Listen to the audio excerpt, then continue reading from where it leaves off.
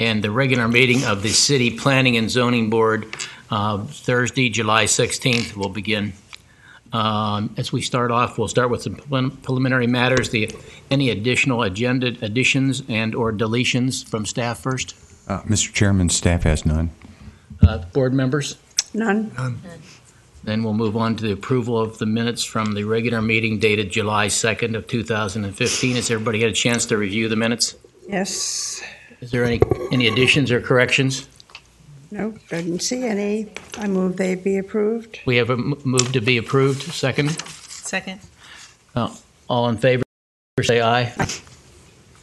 The next item is open up for public comment. Public comment is time where y'all in the audience and the citizens of Vero Beach can come up and speak on any subject you'd like, and you have priority to come up. If you wish to, there's 2 items on the agenda today. You can come up during that time also. There'll be a public comment time for you also in each session. So it's up to you whether you choose to do it now. So if anybody would like to come to the microphone, please do so now, and we'll hear your comments. Seeing nobody coming forward, I'll close public comment. The first item on the public hearing is a matter of a site plan application submitted by Kimley Horn and Associates to allow the construction of a 3-story, 13,338 square foot building and having 1,576 square foot addition to the existing building for an assisted living facility located on the northeast corner of 10th Avenue and 21st Street. And the number for this one is PS1 000009. And because this is quasi-judicial, disclosures by any of the planning and zoning board members of any ex parte communications, if any? None. Other than we've heard this before, and so we were exposed to it once before. Swearing of any applicants that are going to speak today, so. If you're going to speak, if you would stand up and raise your right hand. Do you swear to tell the truth, the whole truth, and nothing but the truth, so help you God? I do. Thank you. Tim or Sherry, which one are you going to make the presentation? I will. Okay. Thank you, Mr. Chairman, board members. As the chairman mentioned a few minutes ago, if this site plan looks familiar to some of you, it's because you reviewed it approximately a year ago and approved the site plan. And what happened since then, the site plan expired, so the site plan is required to be revisited, reheard by you, and taken action. So with that, I'll summarize the site plan. The proposed project includes a 60-unit assisted living and memory care facility located on the northeast corner of US 1 and 10th Avenue.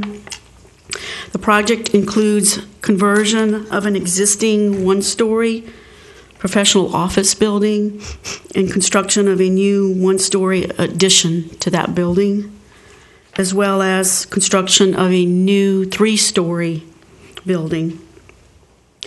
There are 3 existing 1-story structures on the site that are proposed to be demolished.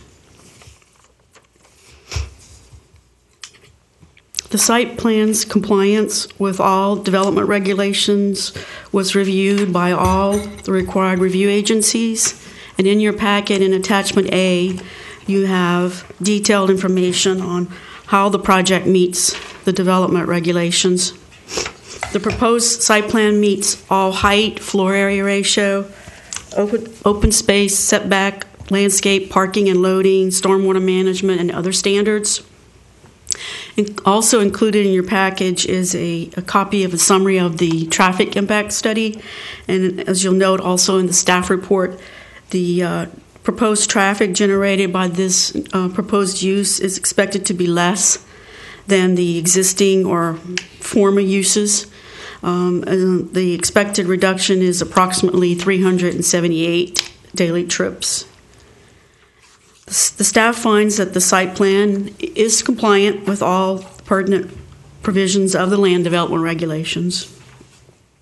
The staff also looked at the analysis of the site design performance standards that are listed in our code, And the proposed use provides a similar and complementary use to the existing healthcare facility located just to the north side of the subject property, and a compatible transition between the multifamily residential uses to the north and the heavily traveled commercial corridor along US 1.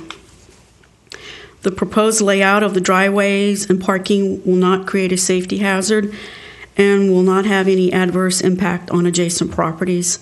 As a matter of fact, this site plan proposes to alleviate several existing ingress and egress points along US 1 and 10th Avenue. The staff finds that the proposed site plan is compliant with the performance standards in our land development code. Based on the analysis and findings outlined in more detail in the staff report, the staff finds the proposed site plan application meets the provision for site plan approval and recommends approval of the site plan subject to some very general standards that are outlined in the staff report, such as compliance with the tree removal permit, right-of-way permit, and a few other standard comments that Public Works departments outline for us. And with that, I will be happy to answer any questions you may have. I just have a little problem with these. Why did the traffic analysis use 61 units versus 60? Just as Yes. a point of information? Sure. We did notice that, and I think I would imagine that initially when the traffic impact study was done, the thought was that maybe they were going to propose 61 units instead of 60. So it doesn't impact any, because there's a net reduction, so staff didn't require any changes to that. But we did make a note of that, and we wanted you to be aware of that. I thought maybe it had been a typo, but it got qualified, that it was Right. deliberately used. Exactly. Okay, then on the, the first attachment? Yes. On the bottom, you have the little diagrammatic on the units, going across, starting from the left to right. It's 35 assisted living units, then it comes to 25 memory care units, and then it refers to 4 additional memory care units in that one-story addition. So that comes to 64. The numbers just weren't making it for me. The numbers are correct in the staff report. It's 35 units and then additional 25 memory care. On the site plan, it refers to the additional 4 units, but that just means it's that section of the building. So that 4 it's not would be an additional coming out of the 4. 25. Correct. I think we'll X that out so there's no Confusion, misunderstanding. yeah. Because okay, so we'll have that done as part of the. Yeah. Sure. Okay. Just to make it very clear. Okay. But we are approving 60 units total. Uh-huh.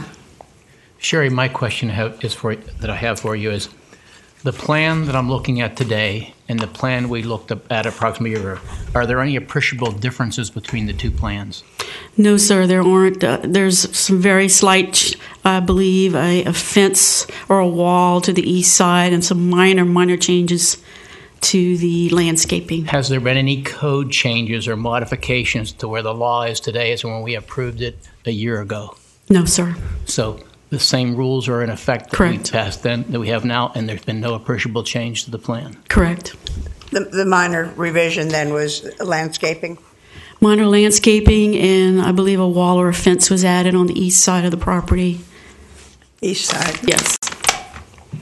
And You can ask the applicant. And Keith when can they- give you even more detail. They can go to but- more detail. There may be some other subtle But it's changes. very minor. The units remain the same, et cetera. And you spoke of the traffic. So they've actually cleaned up the egress onto the main road there Correct. because they're closing down some points of access. Is that correct? Yes, and if I may, I could show you better on the site plan area. And that If I could just- was the way we approved it the first time. Is that correct? Yes, that is correct, and Okay. I'll show you. And the audience, anybody. There'll be ingress and egress here, which is 10th Avenue along here.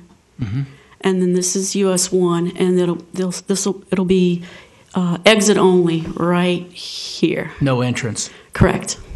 Okay. Which is the same configuration as I didn't recall that. That's the all. last. So that's their main entrance to the entire facility up off of 10th Avenue. Is that? I believe that's correct. That's correct. Okay. And is that the existing entrance that's off of 10th Avenue right now? I believe so. If you're familiar with the site existing now, you basically can access the property all along through here on US 1 and 10th. It's pretty open access. That new parking lot shown there, is that approximately where the existing filling station was or is? That's correct. Okay. Right in this area here. Okay. All right. And this is the existing business professional office building here, and this is the approximately 1,500 square foot addition to that existing building, and this is the new 3-story proposed building. That's where the demolition is also in that area? Yes, Okay. all included in here, and then there's a few other spots. I recall most yes. of what we have now then, okay.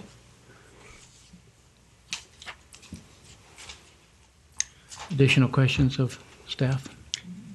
Mr. Chair, I have a few questions of Ms. Fitzgerald. Yes, sir. Thank you. My first question, it referred to a neighborhood meeting. Yes. Do you have a copy of that neighborhood meeting, what took place? I know you have a count of about how many people showed up. Do you have any notes? Can you remember anything from that neighborhood meeting? Sure. We do have a copy in our files of the meeting that was held the first time around. Just to back up a little bit, and we mentioned it in our staff report, we did not require the applicant to hold another neighborhood meeting in this case because the site plan was very similar.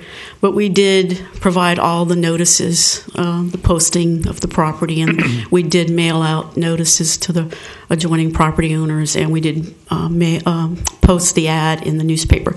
But the original neighborhood meeting, as I can remember back approximately a year and a half, there were maybe 6 or 7 attendees, and there were questions, but there were no one at that meeting were opposed to the project. Okay, that answers that. My next question on your zoning, it talks about the C1 highway-oriented commercial. In that particular area there with that type of zoning, what is the maximum height that building can go?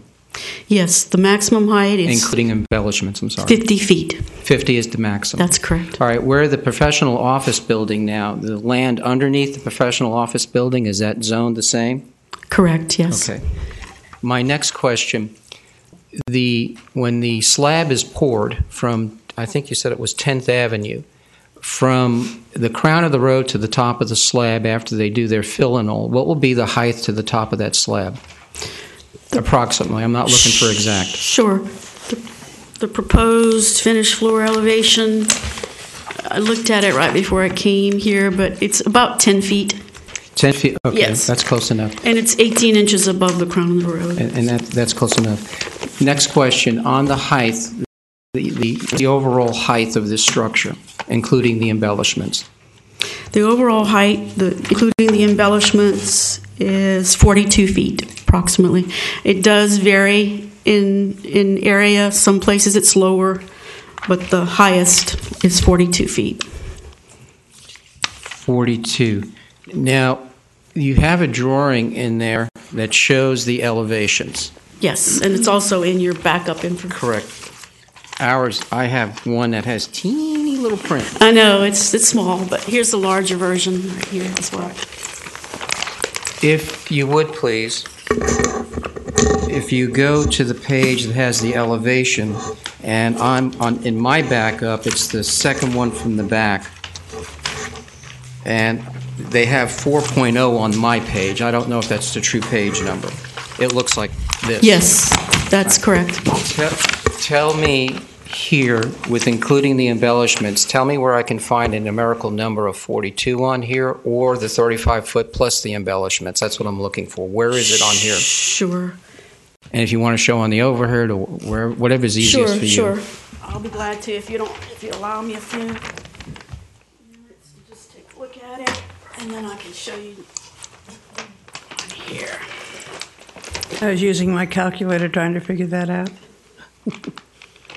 Okay.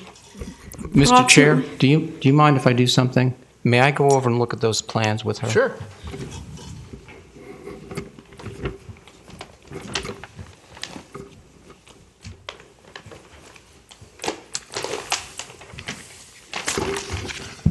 And just so everyone can follow, I'm going to also show you approximately on the aerial here. But basically, this is 35 feet here, and then there's an approximate mark here, 35 feet. I mean, I can't be exact, but that's. And then from there, the measurement for the there's some parapets. Yes. And then there's the roof here. Yes. And so if you basically take that measurement and add this measurement, it comes up to approximately 47 feet. I mean, it varies because the building is not level, which is a nice feature architecturally. But yes, that's. Is it fair to say then in some places the building will be 47 foot high?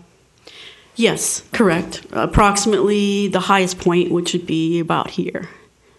Okay. And here, maybe a little lower, and then there's a parapet through here. Okay. And Mr. Chair, if I may, I have another question.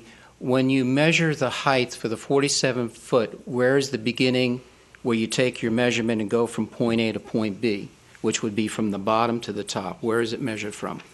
Sure, it's measured here in this drawing up to 35 feet, and then from there, the measurement based on the 1/8 of a scale is measured from here to here, Okay. approximately. All right, so it would be from their ground level. That's correct. Okay. All right, I have one more question, but I'll Sure, ask him behind me. sure.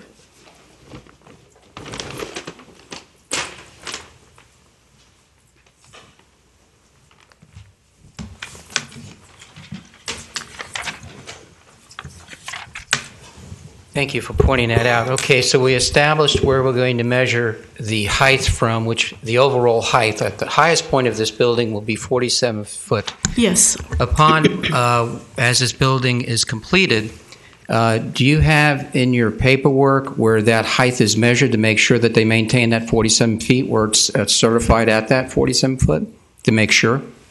Yes, it's in the approved certified elevation drawings, yes. And again, to make my question clear, before they get the CO, Right. that is determined that that building meets the, in this particular location, it is 47 foot high, according to the plans. The code allows for, or requires, I should say, a certification of the height, building height, if it's within a foot of the 50 feet height. Okay. In this case, it's not, so it would not require a full height certification. If it happens to go over the 47 foot, but as long as it's at 50. Below 50 or at 50, Okay. yes. Ken, all those things are checked out by engineers and people who certify it. As long as we can only, unless you want to do all the certifications from this board, I believe it's the responsibility of other parties to find if they build it correctly or not. And I understand there's reasons for my questions, but anyway, you answered my questions very well as far as how the height is taken care of, what's the highest point of the building. And I think for now, that is my questions for now. Certainly. Thanks. You're welcome. Additional questions? Richard? Linda? Yes, Sherry, maybe you could tell us about Sure. the access on the north side of that property. Is there a curb cut that allows access from the adjoining nursing home? I don't see one from your overhead, but let me just verify it on this. Because I actual site believe plan. in our last presentation, Oh, okay. I'm sorry, Keith pointed out that there is an interconnection right in. There is. It's right toward about the middle, the top. You the can see it there. You middle, see where the curve. right in here, To the approximately. existing Oh, facility. yeah.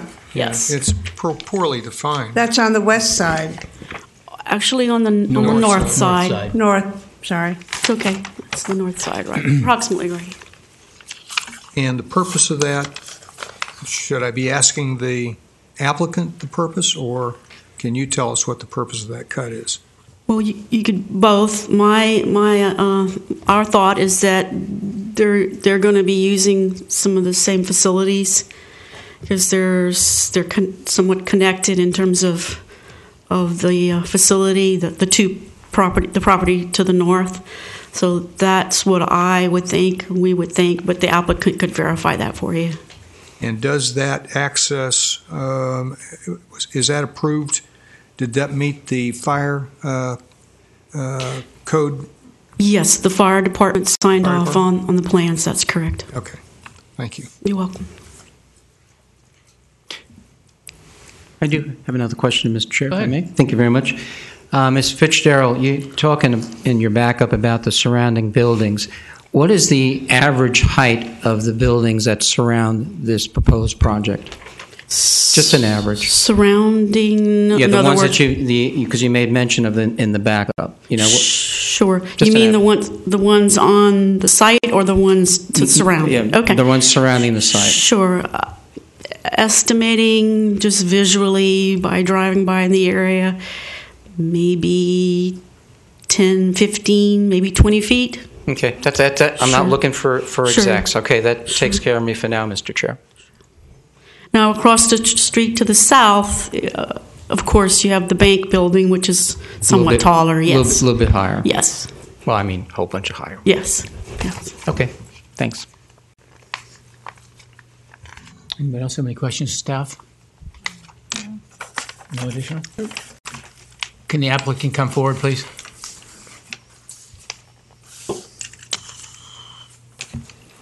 Good afternoon. It's always a pleasure to be back. Keith Pellin with Kinley Horn & Associates, 445 24th Street. I'll try to answer some of the questions that came up, and I'll start with the question that was, I think, Larry, that you mentioned about what has changed on the plan. The only thing that we've really done is that the plan before this, there's a fairly large open space area on the south side of the building where there is currently parking, but we're taking all that out. Originally, we thought that needed to be some sort of a retention area, and we were going to use it as such. But we've done some redesign to the drainage system so that this space now becomes a sort of fully enclosed, if you will, garden space for the memory care residents. So the only thing that's changed really is that there's a perimeter fence that is fully landscaped all the way around the perimeter of here with gates at either end. So this rectangular space is enclosed such that it creates, a memory garden, if you will. So that's really the only thing on this plan that has changed since the last approval. Did that mean that we reduced parking? Did I understand you correctly? Forgive me. No. No. There's parking out there today Okay. as it sits, but we're getting rid of all that. Okay. I'm sorry. I wasn't listening as well as I should have. Right. And then with regard to the driveways, Sherry mentioned, you can sort of see these crosshatched areas on the plan that are right up on US 1. Those are all existing driveways. Okay. If you drive by there, you'll know that it's kind of a wide open curb cut. So we're getting rid of all of those. And this exit only is the driveway that exists today. We're kind of realigning it once it goes onto the property.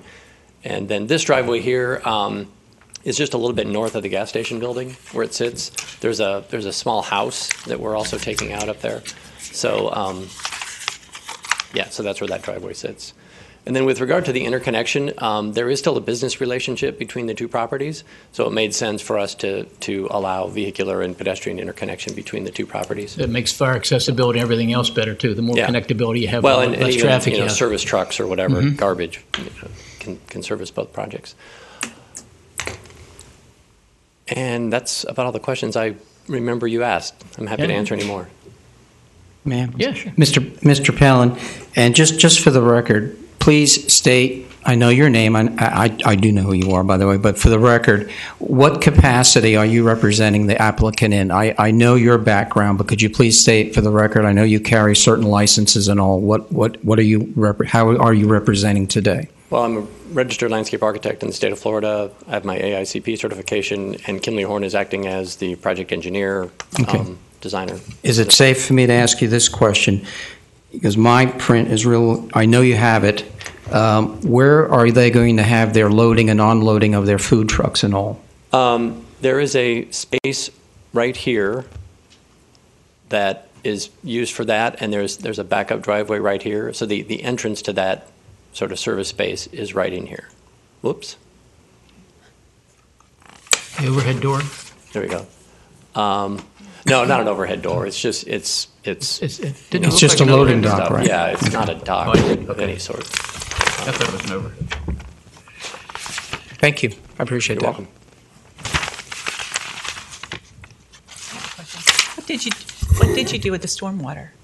Well, we're putting in a lot more underground exfiltration trench than we're going to. And where does that exit?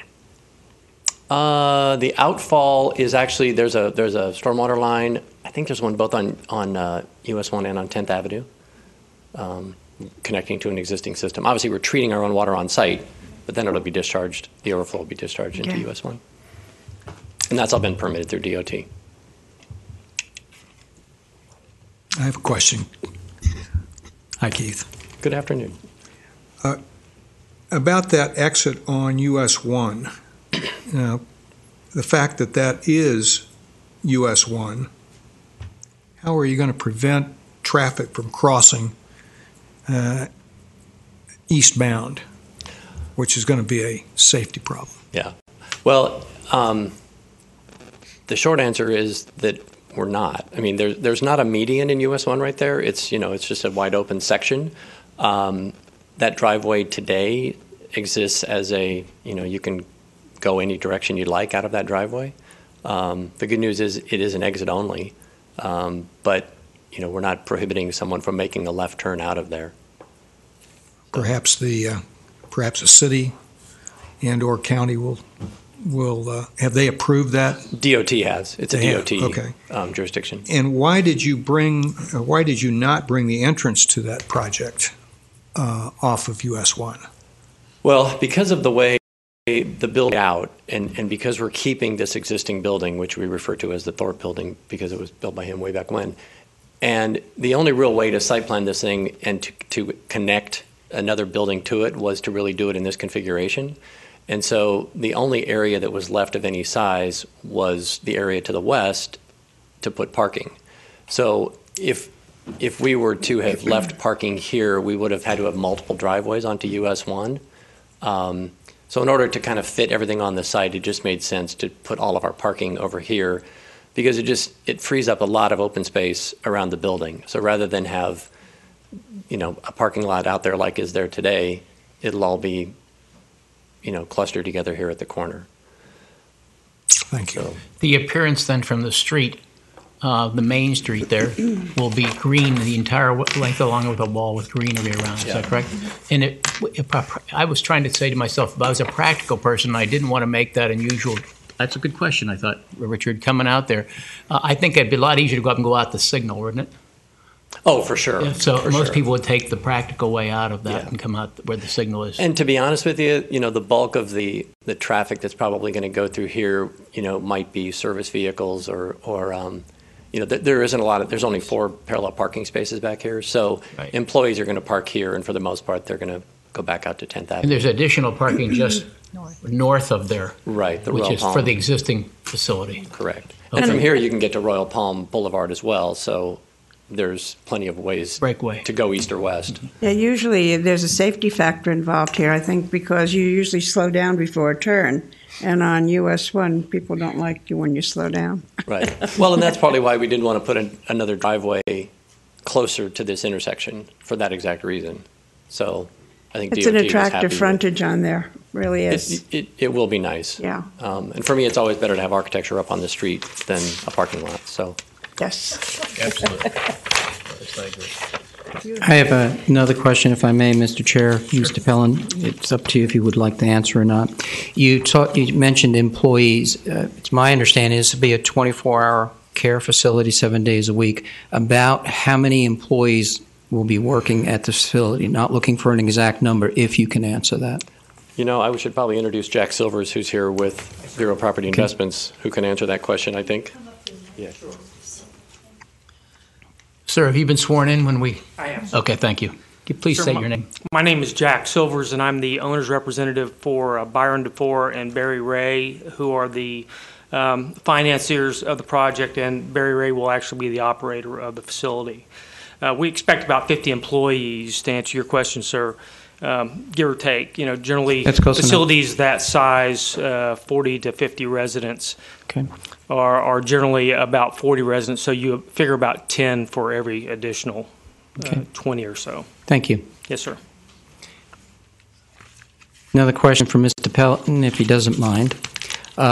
On your lighting that you're using, because people do have concerns with lighting, you have a lot of parking area. How are you handling the lighting as far as what type are you using? What is the brightness, if you can answer that, of each fixture? What type of bulbs are you using? I don't know that specific. Okay. The electrical engineer has worked on that. Okay, that's fine. I'm not even sure that we've located fixtures in this parking lot yet, but Okay. That's fine. we'll meet You're good. Thank you. requirements. Thank you very much. Anything else? Thank you. I would now open it up to the public. If anyone would like to speak on behalf of this project, for or against it, please come to the microphone now.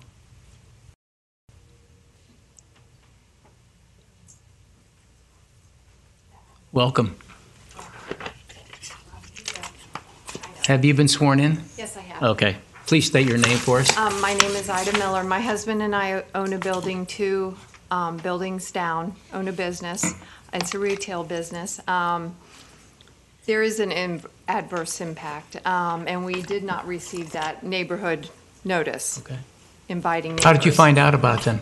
Well, we found out when we received your notice in the Okay, mail that okay. this was happening. So we had to come over, but there is an adverse impact because what is occurring at this time, and we've asked the city many times for help, the car wash right next door to us, Classic Car Wash, they do not allow employees to park there or the people that visit them. So unless you're getting your car washed, you do not go on their property. Because of that, people park in our parking lot because we're right next door to them. They park in our parking lot all the time. The employees now have parking at this building. Once this building parking is gone, they're going to be parking in our parking lot. We have a small little building, 1,000 square foot building, maybe 1,200 feet pushing it.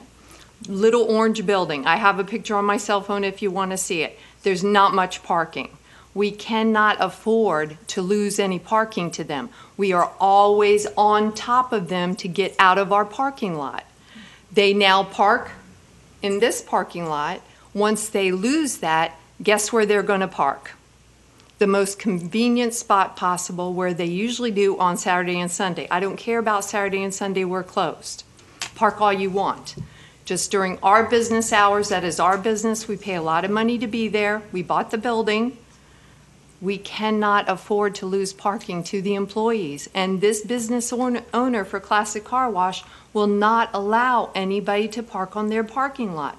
We have vendors that come and park in our parking lot to go visit him. And we have no parking signs, we have tow-away signs, and I have to go out.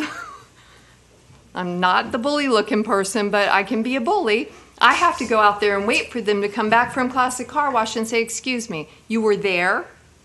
And they say, yes, we were. We had to go to a car wash. I'm sorry, you didn't come here to do business here, so then you don't park in our parking lot, park over there. But he doesn't let us. So there's a huge adverse impact because all those people are going to be parking in our parking lot, and we cannot have that. Our customers are valuable to us, and they deserve to park in our parking lot. May I ask a question? Sure. Have you brought this forward at all to code enforcement or filed any complaints? And Many what has times. happened? Many times. In fact, I was on them last summer, the entire summer, and their response was they're checking on it, they're checking on it. Never got back to me. And I have, during the summer, I'm a teacher in this county, so I have all summer. That's my leisure. I'm at the pawn shop. I have all summer to call and visit, and it's not too far from our building. But I spent all summer coming over and talking to code enforcement, talking to the city, the second floor, and I got no reaction whatsoever. And all my question was if we had employees at our business, we would have to have parking. And they said yes. So why doesn't Classic Car Wash have to have parking? Because it is horrible that his employees have to park all the way down the road. I think it's horrible. He should have parking for his employees. He should have parking for his vendors. Coke, when he delivers Coke, Coca-Cola truck, has to park in front of our building on US 1, right on US 1. Is there a parking space there? No. Interesting. Yes, that's the issue. There's no parking there, and because of it, there's such and I'm for this building. I want it to be there. We need this type of building. We need this type of facility. But because his employees are going to be losing their parking and everything, everybody else, I think, is going to be a huge adverse impact, because those employees are going to be parking in everybody else's business and taking up their clients' parking. And that's my opinion. That's not fair. We pay a lot of money to be here in Vero. I love Vero. I teach in Vero. But we can't have that. Our business deserves to be able to have our parking. I have a personal opinion for you, and that's all it is right now, is Okay. that some of the poor decisions we made when we approved classic car wash, possibly back then when codes weren't as enforceable as they are today, didn't provide adequate parking. That will impact us into the future until we do. This gentleman, the people coming forward now, we are assured by the rules and regulations that we're doing a better job, maybe not a perfect job, but a better job of assuring that we have the capability for his employees and his patrons and whatever comes to that facility, that he should be able to handle that, and for ingress and egress out of the properties effectively. What's in the past I can't do to correct, and probably Classic, if they could buy another 100 feet someplace to park, they probably would, but they can't. And we're stuck. And I don't think in today's meeting, I don't know that we can help you, because we can't prohibit this man from doing what he is within to do, even though it may have, and I agree, it may have a more negative impact on your business. I don't know how I can help you, or I don't know how this board can help you, and if there's other suggestions. I was going to ask Tim, is there anything that we could recommend? Well, I'll look at what was approved, but I think I agree with the chairman. It was probably approved under, I'll take a look at that. The thing is, most of the time when you have these spillover parking, you almost have to tow them away. Just tow the vehicles. I know it. I mean, there's not a lot we can do about it. I mean, we have this, comes up all the time.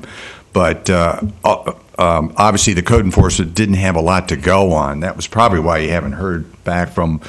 But, I'll look into it a little more for you. Okay. We've had some issues with Classic Car Wash beyond just this parking that you're bringing up. And let's see if there's something that we can do. But, it's very difficult in these kind of situations. But I appreciate hearing your comments. Okay. Yeah, okay. But I don't think our board can help you much. I apologize. I have empathy for you, but Okay. Well, I'm glad you came. Well, thank you. Thank you for hearing me. Good luck. And Mr. Chair, while we're on parking, if I may, and I can wait if you want me to, I do have some questions of Mr. Pellin, if he's allowed to answer some questions on parking. As soon as yes, whenever you're ready. Okay. Is there anybody else in the public that would like to come forward now? It would be good to finish the public hearing. Yes. We'll now, seeing nobody else coming forward, we'll close public hearing. Keith, do you have something else you want to comment? I have a question. Okay, fine. When you allow me to. Go ahead. Thank you. Since we're talking about parking, the applicant that's representing the owners, about 50 employees, and let's just say for the sake of argument, 40. Now, looking at your overall parking lot, you have spaces for employees, correct? Correct. Now, in this parking, are you going to have designated areas or an area where the employees will be told this is your area to park? I don't think it would be quite that controlled. And I would also clarify that when Jack mentioned that there would be 50 employees, keep in mind that we're talking about 3 shifts, so you don't have 50 employees on site all at one time. But this particular facility, from what I'm seeing here, you have ample parking for your employees. Correct, yeah. That's fair to say? We have quite a bit more parking than the code would require, yes. Right, and then when you have visitors, You'll have a number of, when you have your visiting hours, I'm sure you'll have set, the individuals will have set times. There's only so many people that can come, and from what I'm looking at here, you have ample parking for your visitors and ample parking for your employees.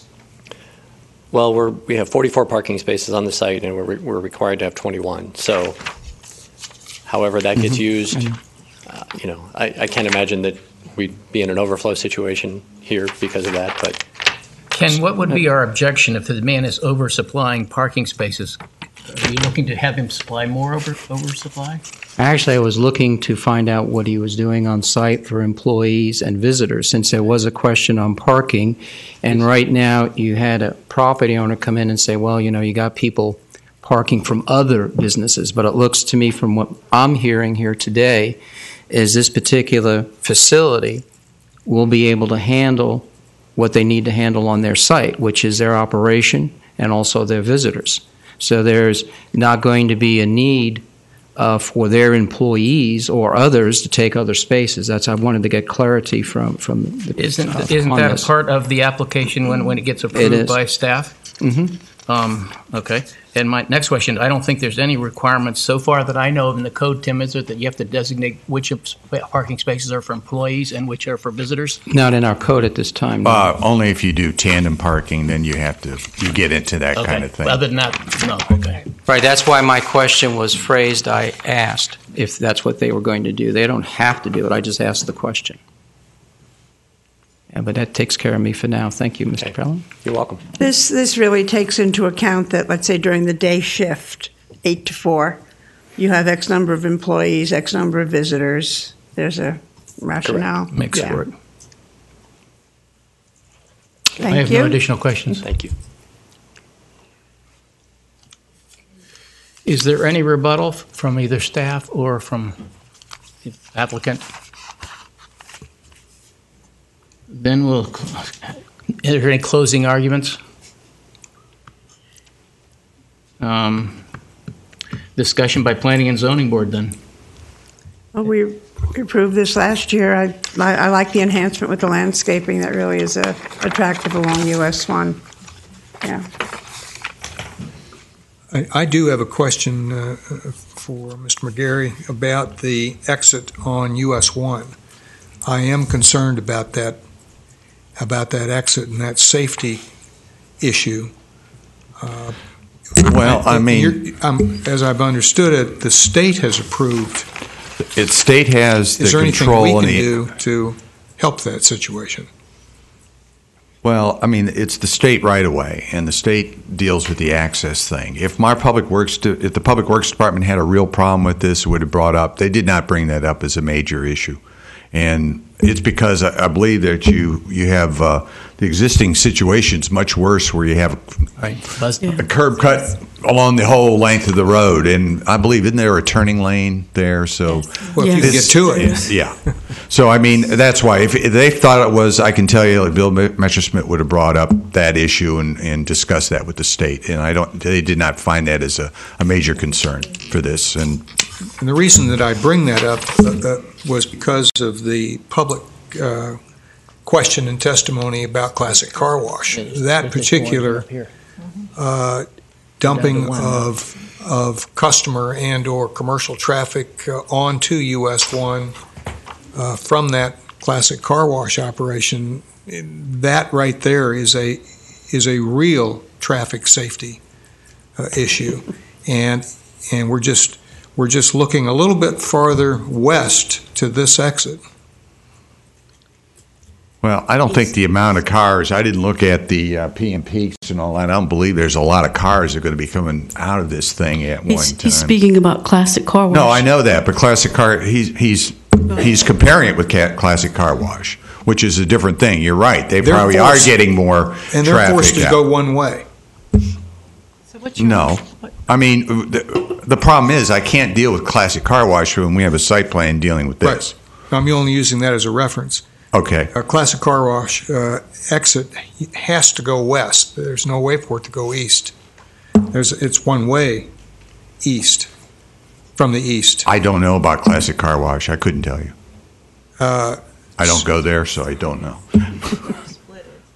Well, I just wanted on the record that I'm concerned about that I understand. that exit, and would like to see I'd like to see some help come from the traffic department, if possible. Are you talking about Classic Car Wash now? No, I'm again? talking about this exit onto US 1 from this proposed development. I think it was pointed out in the test this traffic's going on 10th Avenue and they're going to the light. There isn't probably going to be, they don't have the same situation. I'm not trying to argue with you. I'm just pointing out that I don't think it's as critical situation as that. But a left turn out of that area would be almost impossible. I mean, I wouldn't want to take a chance on a left turn. A right turn I could make out of there, and I think that's reasonable, okay? But a left turn, I mean, you want to take your life in your hands, you're making a left turn. People are going to take the easiest route, and they're going to go out on 10th to the light. Right. I would do that. I wouldn't want to make a left turn unless it's, if there's not a lot of traffic, maybe I would do it. Tim, if I'm reading this correctly, I'm looking at the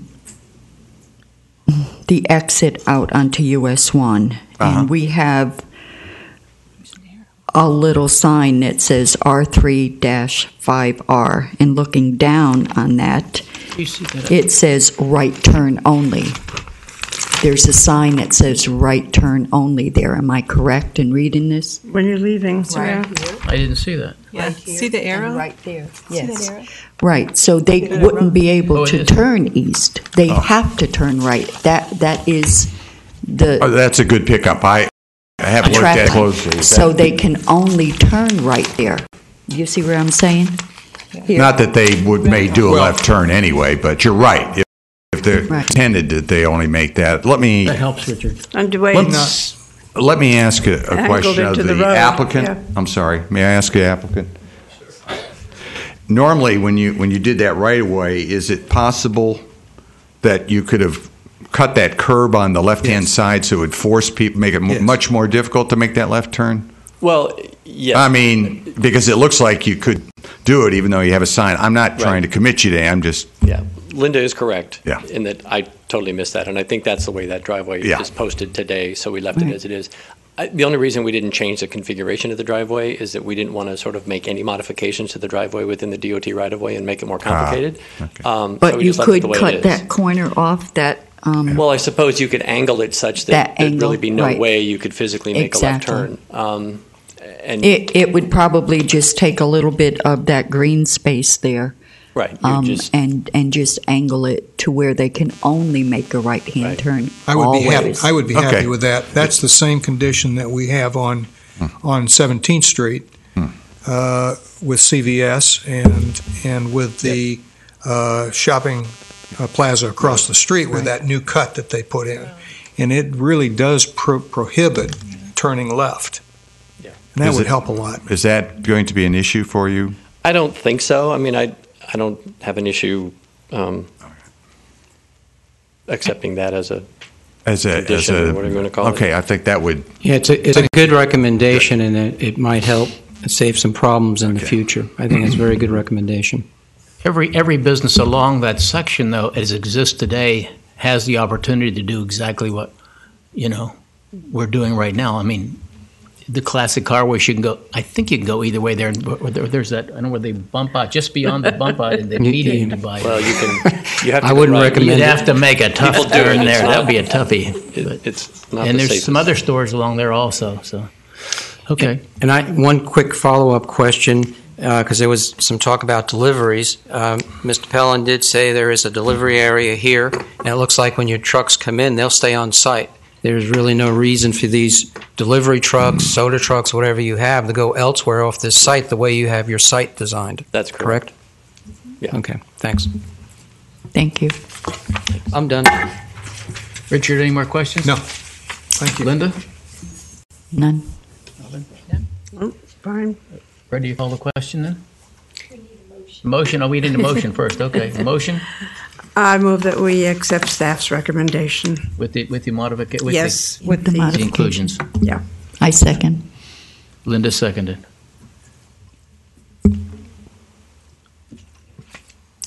Mr. Cahoy? Yes. Mrs. Hillman? Yes. Ms. Polensky? Yes. Mrs. Manous? Yes. Mr. Lawfer? Yes. Passes 5-0.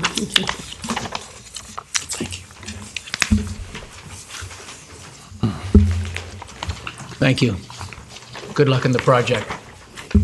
No more expired site plans. Gets expensive.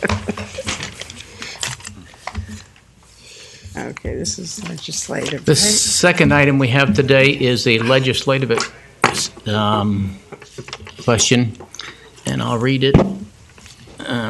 This is a text amendment to the City of Vero Beach Land Development Regulation requested by Ronald Rennick relating to the renting of dock space and boat slips in C1A and C1B zoning districts and provision of off-street parking for rented boat slips or dock spaces. There's no number with this one associated, I see here. It's Legislative, there's nothing particular? Okay, good. And Tim or Sherry, you're going to make a presentation? I'm afraid it's going to be me. That's unfortunate. Thanks, Sherry. No, it's all right. Better stay for just keep support, it. though. Yeah, thank you. I'll bring it back. Before you have a proposed text amendment that's been requested by Mr. Rennick. He has his legal counsel here, Bruce Barquette, to answer questions. If approved, the proposed text amendments will allow owners of waterfront property in the C1A and C1B zoning districts to rent dockage space or boat slips to non-tenants of their property subject to development approval. The proposed revision also would amend Section 6304B, which adds parking requirements, which we do not currently have in the ordinance. The background on this, Section 3105G specifically prohibits the renting of dock space or moorings except in marina zoning districts. However, renting of these dock facilities is allowed in non-residential districts where the docks and moorings and the rental are accessory to the principal use, meaning the individual has to be a tenant of that building and they have to own the. So there are certain circumstances where we have that. However, over the last several years, it's become apparent that we're getting violations in the Royal Palm Point. This is where we're talking about, specifically area.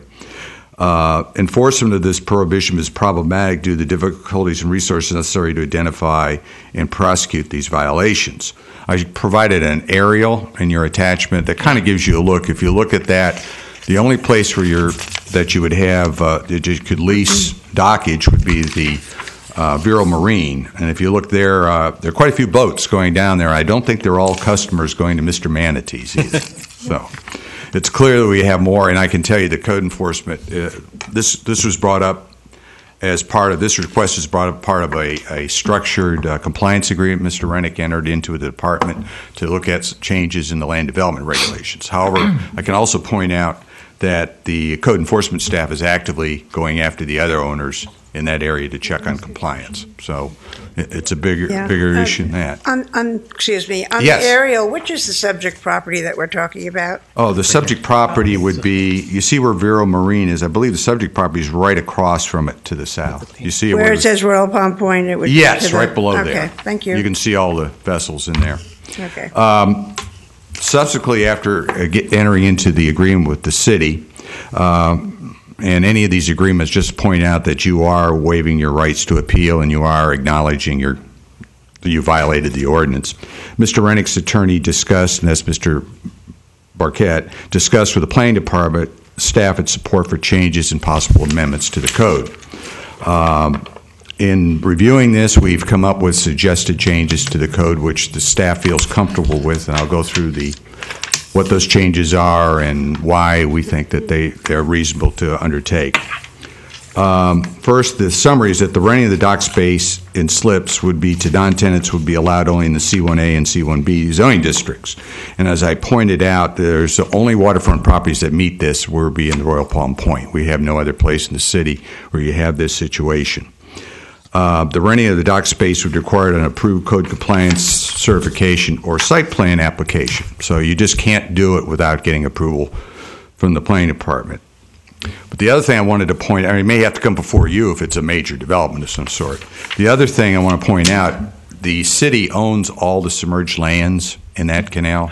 So anything that comes forward would have to get a license agreement, which has to go through the city council. So there's quite a few steps involved in that, and Mr. Rennick's very aware that if this were to pass, he would have to go back through to get retroactively get his permits and then go through the city council for a license agreement. So there's more steps to this than that.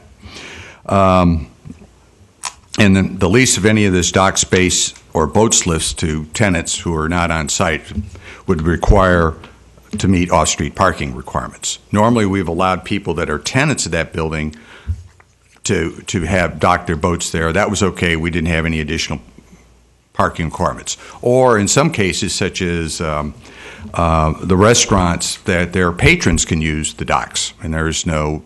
In a couple of the places, I wasn't here, but they've given them some credit for some of those instead of parking for that. So that kind of gives you a background on that.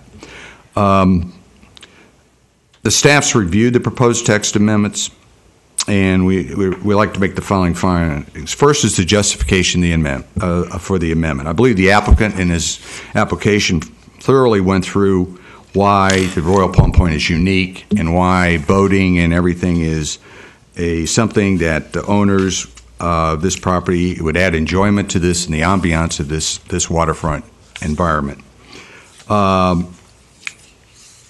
It would be a desirable business adjacent for business owners, contributes to the well-being of the businesses, and attracts more people to the point, which is one of the things. It is a commercial center. The staff agreed with those points. The other thing I want to point out, it's going to be human nature. They have riparian property rights, and it's human nature that they're going to want to use those rights, whether they can use it or not. So it's one of those things that it's going to be an ongoing thing to deal with in this environment. And the staff looks at that. We don't see that as a real major change in that area. I mean, you could have a lot of tenants with boats in there. It isn't a significant change at all, since you already, as you can tell by the photographs, we have a lot of boating that's being already done in that area. We looked at some other alternatives. We could have gone to another alternative to rezone it, but we didn't think marina use would have been appropriate for most of those properties. It would have had more of an impact on adjacent residential properties located on both sides of Royal Palm Point to the north and south. So we didn't feel that was an option to look at in trying to address this issue. Another option would have been to create a special zoning district, and I believe that's what was called for in the vision plan. And I think it's still a good idea, but at this point, trying to move forward to resolve an issue here, there are a lot more issues involved with that than just worrying about dockage in front of businesses on Royal Palm Point. So that's something that'd be more appropriate to look at a later date. So the staff found that the proposed text amendments be justified and warranted pursuant to Section 6522 of the Code. We looked at the consistency with the comp plan. The comp plan is kind of broad on these things. It does say that, excuse me, pill time. Sorry. Land use objective 3, the city shall establish and maintain land development regulations that will reduce and prevent land uses that are inconsistent with community character and compatible with adjacent development. We don't see allowing this to occur and that will have any detrimental effect on that area and the adjacent businesses. And in fact, the vision plan actually calls for the creation of additional docks along there. So in some ways, the vision plan likes to see more of a waterfront usage on that property. We also looked at the consistency with the land development regulations. The one thing is the rental dock space would be only limited to non-tenants. This would not be commercial from the standpoint we get calls all the time. Can I rent paddle boats out to people? No. This would be just to allow people to use a dock or a mooring or whatever's been approved at that location, not to run a commercial business not to run a cruise or sightseeing or anything like that. These are not intended to be marinas. These are very limited in what could be done in that site. And also the proposed street parking requirements would take care of the rented dock space. So at a minimum, you would need to have, if you had any tenant on there, it would be at least one space added. The staff is recommending approval. The only difference from the one submitted in your application package is on, if you look at Exhibit C, the last page, it says under the 3105 private docks, H, the line, we've added or, in H, we added or approved site plan application. Basically, there's more than code compliance sometimes in this. I just want to be sure I didn't have somebody technically raise an issue about that. So unless you have some specific questions to me, you may want to ask the attorney if you'd like to discuss their proposal. I do have a specific question. First one only. Definition of boat dock, boat slip, and a mooring, boat mooring. Well, they are what they are in our code. So a boat dock is if you dock a space. A mooring is a mooring or a dolphin out in the water. And we have regulations that deal with how far they can be extend into the waterway. This is a fairly big waterway. How wide is it? It's 150 feet wide. It is 150 feet? You got at least 60 feet in the middle of the way as a open passage. I checked on I ran the GIS on it. Okay, and so we're talking about the south side of Royal Palm Point. That's what I'm kind of referring to it the as. south and the north. Well, the north appears wider. Oh, no, it is wider, but I'm saying, Okay. You're right. The south side is the 150 feet. It's 150 feet. How far out are they allowed to come? I did some calculations. Thank you. You're getting all my questions.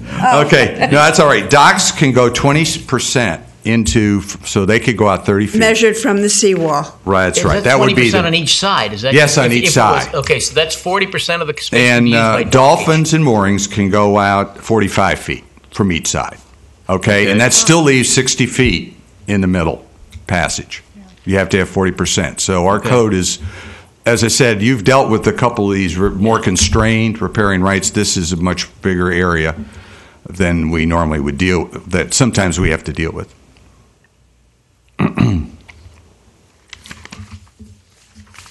I have a You say that I'm sorry. No, you just go let me qualify this. So the mooring site in the water can come out as far as 40 feet. 45 feet. 45 feet? Now, these would all have to be approved through a process. And Yeah. as I said again, not only does the staff would have to approve it, but it has to get a license agreement. So these things would get a lot more public scrutiny than you would see in a typical dock. Yeah. The thing that concerns me is how, the boats are going to be able to pass, and because we're probably opening this up to a lot of interest. Well, And yeah, I'm sure the you are. channel, and I look at, the tides and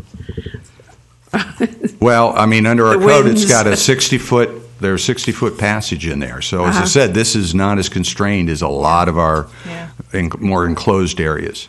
Here's what some of this I don't understand, Tim. Yes. Let me start with the docks that are existing there. These docks are all been permitted and they're all approved. Is that right? Make an assumption. Should be. You can make an assumption Okay. that they have. So that the only thing that the violation is impacting is how they lease these, how they're renting out these docks. They can lease it to a tenant who leases the building. Is that correct? That it has to be a tenant of And the can building. the owner then still use a dock for himself Yes. also? Okay. And if he he lent it to a tenant and in the lease it said you can sublet. Well, that would be sublet to somebody that's not a tenant. See, that you're getting into the enforcement problems. Yeah, that's right.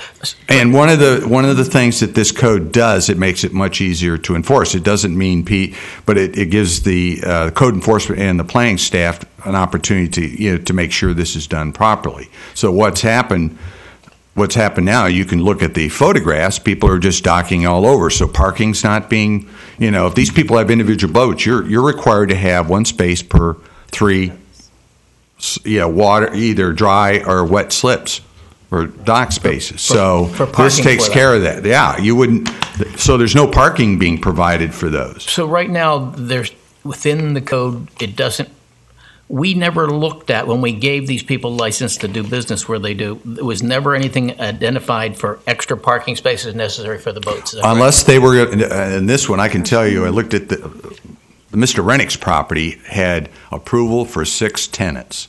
Okay. So it was back in the 90s, I believe. And it said they had to be tenants of that building. Okay. That own the boats. Okay. But you're getting into we're not anything we do today will not increase the amount of slips will not increase, but they will have to go back for licensing, or I don't. They will have to go. No, they will have to come. This. For instance, Mr. Rennick's case. Mr. Rennick will have to go through an after-the-fact permitting process, depending what he wants to do with that property.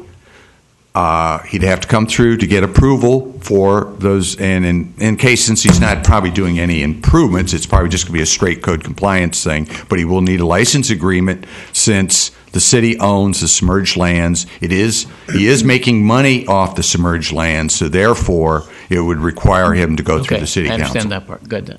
Okay, and that's how we work. Normally, on these license agreements, they're usually, even the residents in Vero Isles have to go through the new one. Anytime they're doing an improvement, they come through and get a license agreement from us. Does this impact, just has no impact on residential, because when we talk about C1 and C2, right? Right. No, C1A and C1B. Okay. Right, as I said, this is the only place in the city right now, and probably the only one we'll know in our Are the foreseeable residents future. across the way, are they in compliance then? Because they are allowed to rent out, lease theirs? No, they're not allowed to do that. So, but you... But this is commercial property. Okay. I mean, it's a different issue than people in their residential. But we know people in their residences are renting out some of theirs. I mean, it's just catching it. It's very difficult. Okay. When I say we are, I hear stories about that. I shouldn't say I know. I have personal experience here because I tried to lease one real close by. That's what they had for lease. I don't know about everybody else, but I'm a little tentative of where we're going here. I have some questions. Yeah, please go ahead. Number one, this really is the development department's attempt to correct the code to make it easier for dealing with violations and compliance? No. That's one of the positive things on it, but it was at a request of a landowner, and they wanted to look at, and when we discussed it with the attorney, with his attorney, the staff felt that it was reasonable for that district to have this kind of change in the use, that it was, so we looked at the whole thing. It wasn't just to make it easier to do enforcement. Okay, that was just one of the benefits of that you get out of this. If we didn't think this would have enhanced that area and without creating incompatible development, we wouldn't be supporting it. So I can tell you that. Does that help you? It does. Yeah. And number two, this will impact both sides, both canals, right? Both sides of Royal Palm Point Boulevard. It'll impact the North Canal as well as the South. It could, yes. It opens it up for people, but I can tell you a lot of these places don't have enough parking. I understand that, but this applies. Yes. But this does apply to both sides. That's correct. Okay. Number three, if and I see this as a correction to the code more than anything else. Okay. It seems unfair to me, from a policy standpoint, that the applicant has to pay a $1,600 fee to get the city to correct or enhance the code to their advantage. I wondered about that as well. Well, normally I will do codes if it's asked by the Planning and Zoning Board or the City Council direction. We don't normally do, this is done based on a compliance agreement triggered by him. Whether I have time to go do this or not, so this $1,600 guarantees they're going to get to move forward. One of the things I told you at the variance hearing on that we have to look at doing code changes. Well, they don't really have time to be waiting around for Tim McGarry and his staff to come forward with these code changes. So I understand, but that's, this is something they're requesting to do. And normally I don't get directions. It gives us a benefit, but it is a policy issue too. But it also gives he made it a priority. He made it a priority by bringing it. And he did. I've got enough things to do, and he made a priority out of it. But it also gives an advantage. It also produces an advantage to other landowners who have dockage. That's correct. Who are not participating in this application. Exactly right. So again, I register my concern about a fee imposition that I find unfair. Number three, you'll have to wait, Bruce. Number three or four, whatever my questions are. How does this 1 for 3 parking? How are you going to measure that? I mean, are you going to go back and monitor and inventory every dock and compare it to available parking in that whole district? Well, to find out whether there's whether there's sufficient parking or not. They have to get approval to even do this. So we're going to know how many they've had approved. Yeah, it still requires enforcement to look at, but that will be measured against what their site plan requires. How much on-site parking. So once they start putting docks in, they're going to have at least one additional space. And I can tell you, a lot of these places, they're going to be tough to find that extra space even. So it will impact them. But it's always going to require some evaluation and monitoring of the situation. But, that's the best we can do here. Other than opening it up to do anything you want to do, I think that's the concern we have to do that. What prompted this request? Were we having problems with the boats or the parking there? And was there any parking problems, boat problems, or what was the issue? Well, what has done this is complaints we've received from what kind of persons complaining about? Oh, other property owners who feel. Oh, yes. And that don't have boats or don't. Well, you have to understand, when you get into the enforcement business, people like to tell on each other if there's some grievance going on. A lot of that is like a neighborhood dispute. But getting back to what prompted this directly is this agreement they're in that basically he has to. I forgot how many months we gave him, the end of September, to do that, to get this done. If not, the code's going to require removal of all those boats. Which is, we're willing to do that, but we thought this was a reasonable solution without, it doesn't mean in the future we wouldn't look at this in a more comprehensive. I said we got to look at the dock regs anyway, but they need to move forward on this time frame they have. They basically are in violation of the code right now. So the bottom line, if I can just conclude, Go ahead. The bottom line is that this applicant is going to be, through his future site plan, come into compliance and be a forerunner or a model for the rest of the district, hopefully to make application and comply with, and so they will be the only one in compliance, and so the enforcement will still continue on the balance of the docks that are, in the city's opinion, illegal. Well, Mr. Cahoy, we are, as I said, the code enforcement, I was hoping he would have the information for this meeting, but I want to make sure I have it for the hearing before the council. So we are now actively going to try to have a list of all that before we end up for that hearing. As I said, there's the probable cause. We've got violations out there. It's kind of clear something's going on, and we just need to get to the bottom of it.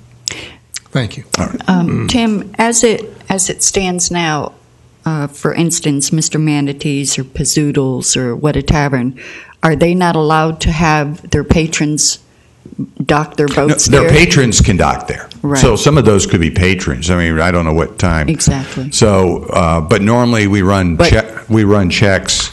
What we do is run checks on the license for the boats. We'll know, and you'll find people, that aren't tenants that are living. So that's how we pick that up. But you're right, they can do that. And as I said, some people have even gotten credit for parking. That gave them some credit. I believe Dockside got some credit for their boat slips or their dock space, so they didn't have to provide as much parking because they have some of their customers do come by boat. And they don't require a license for their patrons to come. No, that the city has just started that several years ago. So we're not what we're doing has been doing it when they come in to have to get a permit to do something at the dock. This case, unless they're building a dock or some other thing, we would require this because they're actually going to be using some leasing of our submerged space. You follow what I'm saying? Space, right. So we would do that in this case. At least I say that. That's my recommendation. But that clearly is what we've been doing with commercial properties. Okay. I have a question for Mr. McGarry. You said license agreements. Some of our license agreements, the city manager he does those license agreements where they don't have to come before the city council. Now, these particular license agreements that you're referring to will come to either P&Z or council. And all our submerged lands go to the city council. I mean, rather than the ones in the typical road right away, that's handled by he has that authority. Okay, thanks. And typically they contain requirements for insurance and indemnification, so it's very protective of the city. My other question, as far as with the property that we're speaking about now, they have X number of docks there that they can have their boat slips and all. When this property comes into compliance, and when you look at the parking requirements that you have now in your backup, they're only going to be able to park X number of boats or more, or not more, have so many slips there where they only can have so many boats. If they can have 10, they can have 10. If they can have 15, they can have 15, depending on their parking, the parking requirements, correct? Well, yes, they'll have to meet the parking, and they'll have to meet, remember, we have side setbacks we'll have to look at, too. So they'll look at that. So whatever they can fit into and go through the process, you'll be able to keep.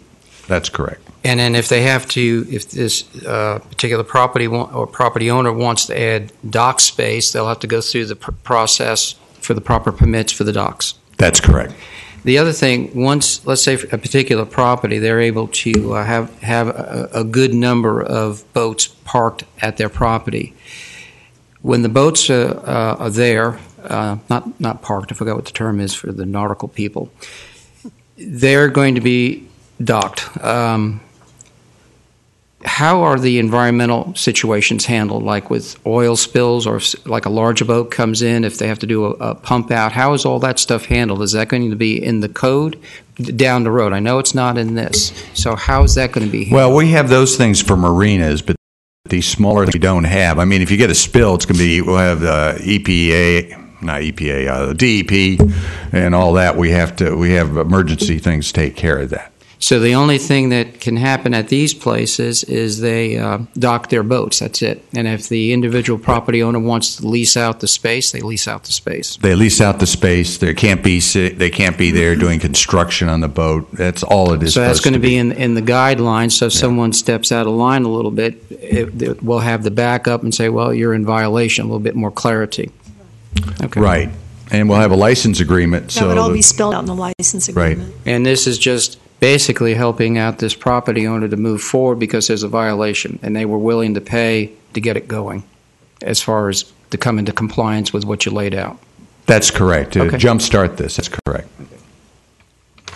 I have one major concern. You know, we just went through a big fiasco with the short-term rentals and defining what transient was, and I personally, am very favorably inclined to the, the boats in Royal Palm Point. We were all part of that planning when Royal Palm Point went through, and to have a mixed use in there, it's wonderful. It's really going to be beautiful for our community. But I want to be so very careful that as we move ahead, if we do move ahead with this, that we don't run into a similar situation, with just a definition of what is transient and then have an activist board and end up with a whole mess that gets much too expensive for the city. I have a whole list of questions, for instance, and some of them have been covered already, such as insured indemnification. What are these boats going to be allowed to do, not allowed to do? Can they advertise on their sides? Can they sell fish from them? I mean, No. Can we be very specific? I pointed out there's no commercial. If you read the way the code is, all they can do is that. This is the renting of boats, the commercial use, you not allow signs on the boats. It's all in the code. You're only looking at this Nothing part. is left out there. No. That worries No, me. you can't have a sign saying dock space for rent out on the dock or anything like that. Okay, Can you live aboard? What activities No, are you can't have allowed? live aboard. That's in the code too. You can't do that. It's all confined to marinas in our code. And that's one reason why marinas was not a way to go with this at all. Just because it wouldn't, the impacts of marinas and all that kind of thing, it's not the appropriate approach. Let me ask, just because I'm still trying to understand, if I go across the way to the residential area, if you have a dock space there, can you live on your dock? Can the person live No. on the boat? So it's still a no. No, it's still a no. So, Tim, this is for the property owner to rent their space to, say, a visitor who is already has a home someplace else and will not be living on board. It's just dock space. Exactly. Okay. Thank you. And there's nothing contemplated about breaking the seawall, going down and loading a boat off a trailer or anything? Let's hope not. I don't need that. Yeah. No, that isn't what's going Okay, on here. I've- Remember, that would I've be. seen them. No, that's all required is through the permitting process, and no. Okay. If we had the perfect world, we would do this through a complete redo of the comprehensive plan. Is that right? That would be the best way to do it. Put it all under one, as opposed to an overlay district. Oh, you mean to set up a special district? Yeah, it's not a bad idea. It's just that it will take more work and more stakeholder. A lot more people are involved and interest because you're dealing with.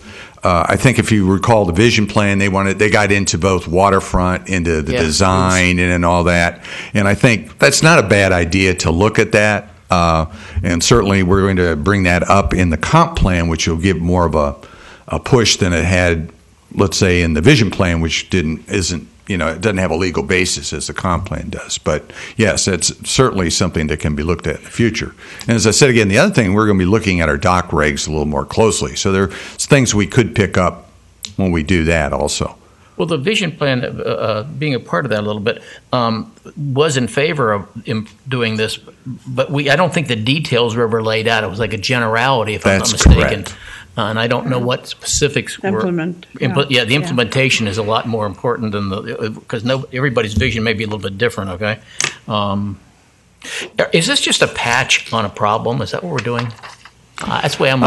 Well, it's such a small patch. I mean, you could call it a patch on a small problem, but I think it's more than just this landowner's problem. I mean, I think clearly there's some. But it's going to impact a lot of people. Everybody. It will impact this property owners and all the other ones along Royal Palm Point also, right? Yes. That has a slip side. And that gives them an opportunity to look at that. Hopefully, those who are in violation will though have an incentive to come in and get. How many violations do you think? How many violations are we pursuing right now on Royal Palm Point for the same problem? Well, there's probably at least 2 or 3 other properties, I would say. And you think there's more violations that we just don't have enough information to? Yeah, I don't want to say because as I said, I'm just looking at an aerial and what I know. And other than, I think one of the things we got into when we got Mr. Rennick's property, this has come up every couple of years, has to do with, we don't want to be just picking on Mr. Rennick. We knew this was an issue that was probably more universal than just his property. And that's one reason we wanted to make sure. And since this came up, we think this would take care of that problem. Yeah, maybe it is a patch, but sometimes that's what you do. And in this case, he's under the gun to see if he can get some relief going through the process. So this does not apply only to his properties. It'll be anyone, the C1A, C1B properties. Okay, but the one property, Vero Marine, is that a marine district? That's a marina. So Okay. they have their. Okay. Any other properties zoned differently here? No, that's all we have zoned there. Okay. If any, how many of the other property owners were against this going? I haven't heard anything. Okay. In fact, nobody has called me about this at all. That was my question. Yeah. Was there public notice made? I know I saw it in the newspaper. Yeah. Looking for this change, but were people notified? Was the property? People don't posted? have to be notified. I realized that. That was my concern. Right. Because in our vision plan, we're very specific about transitioning into neighborhoods and not having any kind of impact that was going to be detrimental to, an adjacent Well, I don't think community. for one thing, this is a text amendment. And two, as I pointed out, that we've got a large water body between this. I believe we have enough regulations in place that it's not going to have an impact. Yeah. Doing it already. You know what I'm saying? And they're already doing it. Yeah, on the north side, you've got Vista Harbor. There's no dockage there. Is it conceivable that they could do something? It's not the same. Not Vista Harbor. Amendment could take care of it, right? Yeah. Well, Not this one. No. Vista Yeah. Harbor could come in and get docks. We've got condos and multifamily that have docks. Sure. Okay. And as you're going just a little bit north there, going out to the river, is that conservation land? There is some. You mean toward the end of it? Yeah. Going toward the bridge. Right. Oh, Okay, because no, the other side. You mean Barber Bridge? Yeah. Yeah. Well, that is all still conservation generally up on in the that south area. side, between Vista Harbor and the river. There's a lot of Well, there's mangroves along there. mangroves, but Yeah, those Can't are build mangroves, but they're all protected they're protected, Can't yes. do anything in there. Wetland. But it's not conservation land. That's all. on the other side. Yeah, it's all The Barber zoned. Bridge. But like any place, there's protection for mangroves. You just can't go cutting mangroves. Before Yeah, we there's- continue this discussion, maybe we ought to bring the applicant forward and let That him would hear, be then good. we'll have better discussion possibly after we hear what he has to say. Is that agreement? Yeah. That's Let's fine ask with the me. applicant to come up and speak. I saw your hand up several times. I didn't want to recognize you. Bruce, have you been sworn in? No, but I'm an attorney and I don't get sworn in. That's true. Really? We got sworn in. I got sworn in 1979 when I took an oath to be Okay. a member of the Florida We're Bar. officers of the court. Okay.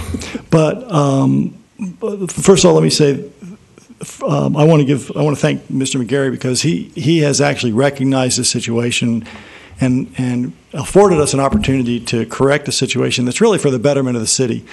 Royal Palm Point is really unique in the city. It is the only vibrant commercial waterfront property in the city. It's the only vibrant waterfront commercial property in the city. And it's a peninsula. And when you think about that, okay, we got a peninsula and it's commercial and it's surrounded by water and we don't allow people to rent boat slips. You couldn't logically come to that conclusion if you stuck everybody in a room for 100 years. They would come to the opposite conclusion. And when you do your vision plan for Royal Palm Point, you're going to allow commercial dockage there. So right now, in Mr. Rennick's situation, he's got 6 slips behind a space that in 1980 received permits from the city to rent those slips to the tenants of his building. Over the years, some of the tenants have moved out and left their boats there. They've moved other places. They may have even moved out of the city and left their boats there. So that's kind of evolved into rental of dock slips. And as Mr. McGarry says, it happens up and down the point. To Mr. Cohoy's point, I have already received a phone call from one of the other property owners that was just asking me how this is going to work because they've got some dock slips behind their building that they also rent out and want to be. They didn't know it was illegal, so they want to come into compliance. I think that Royal Palm Point is underutilized now. There are new shops moving in there every day. There's only 1 or 2 special events there a year for the whole point. You need to have more of them there. And it has a maritime and a boater's atmosphere. It used to be the bridgehead for the Merrill Barber Bridge. You guys, not you especially, but the city should be utilizing that much more than it is now.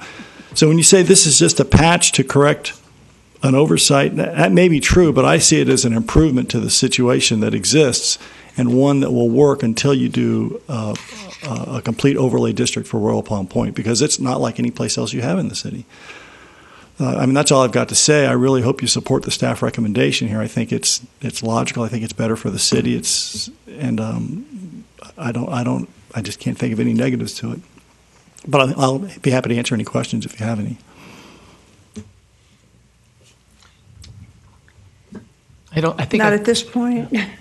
Yeah. I don't either right now. Anybody else? I have no questions of the attorney. Yes. I said I have no questions. And I think we have to open up for the public now. Would like to open up, and you're not. Is he really the applicant in this case or not? Not really, right? He's representing the applicant. Representing He stands in the shoes of the applicant as the applicant's attorney. Okay. Mr. Chair, if you may, just a couple of comments. Thank you very much before you open it up to the general public. I don't see this as a patch. The way I see this, it opens up the discussion. According to Mr. McGarry's backup, there's obviously a problem. There's been a problem for a while. This particular property owner stepped out to fix the problem. I think it's going to help other property owners, and at least moving forward in the positive, there'll be something on the books where other property owners can come in and see where they'll be in compliance. So they're not out of compliance. It says right in this backup, it's very, very difficult to enforce. I guess this came to a head with this particular property owner was turned in. It was time to do something. So I see it as a positive move. I was part of the Vision program a number of years ago. We did talk about this area to become more user-friendly to boaters. I think this is a good move forward. I think, we have things to do with it, but it opens it up now for discussion. That's how I see it. Thanks, Mr. Chair. How many people from the public would like to speak now? Okay. If you'd like to, please come up. You have to have been sworn in, right? And if you come up, no, don't have to. It's legislative. Okay, okay. You don't have to be sworn in. You can come on up though. You're allowed to speak. I've been training for 4 years for this job. I'll get it pretty soon. You know that.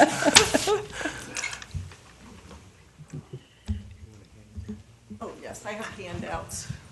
Okay. Would you like one? Hey, thank you. Too much stuff. It's usually me when I was doing it. Thank you. We can share if not. Thank you. Thank you.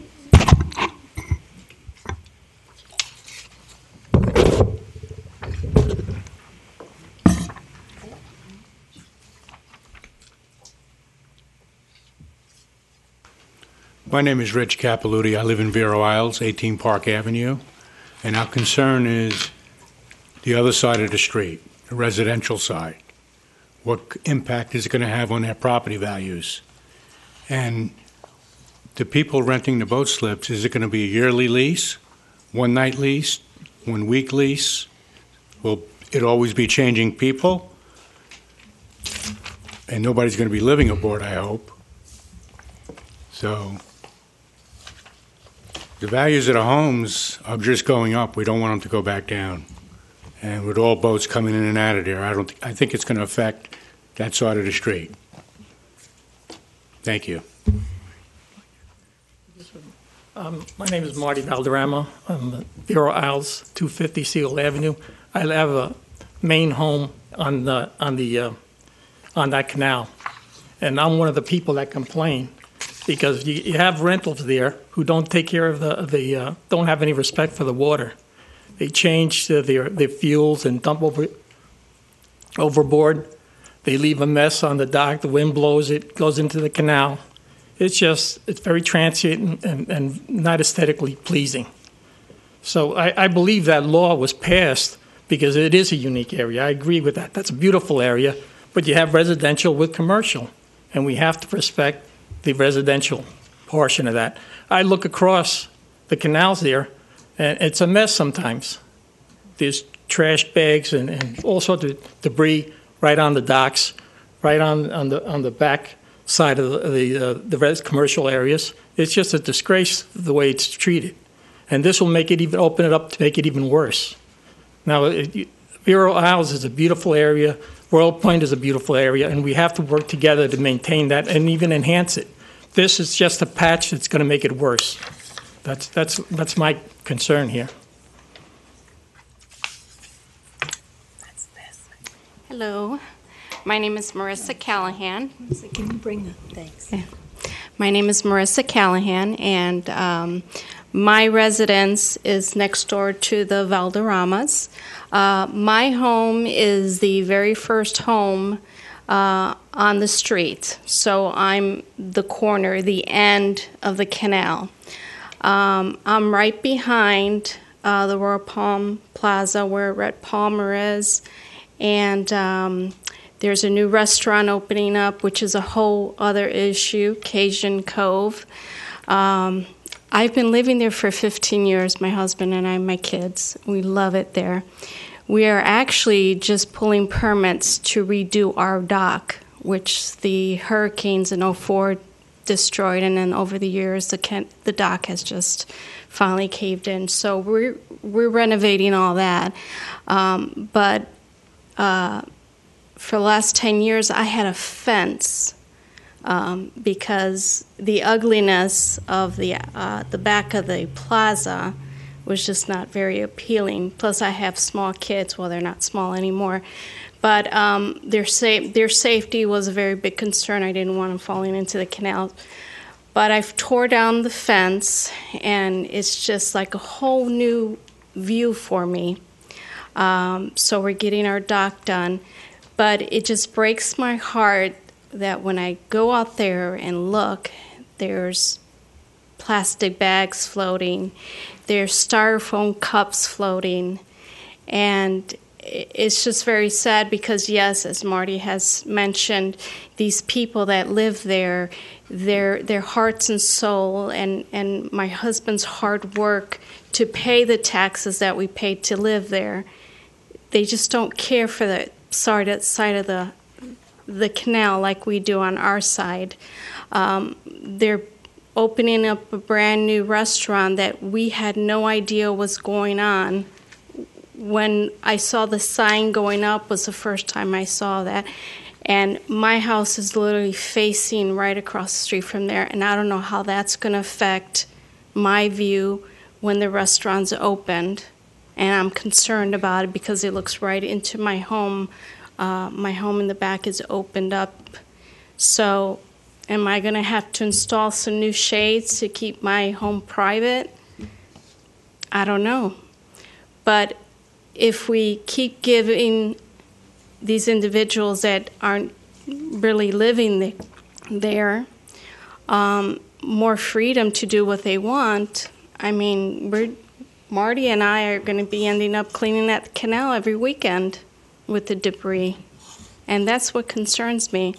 Also, my husband and I have put in a lot of time and money installing lights because we are the corner house and the safety of it, and new alarm system because our concern is that now that there is a lot of more business opening up, which we're all, open to, but our concern is our safety and the crime and the environment. So that's my concern, and I'm kind of worried about it because, if I'm upset about it and 5 years from now I want to sell my home, it's going to be hard for me to sell it because they're going to go out and look at what I'm looking at right now. And I'm not sure who owns that building where Rhett Palmer's business is. Used to be. Do you know? No, I don't know. I don't know.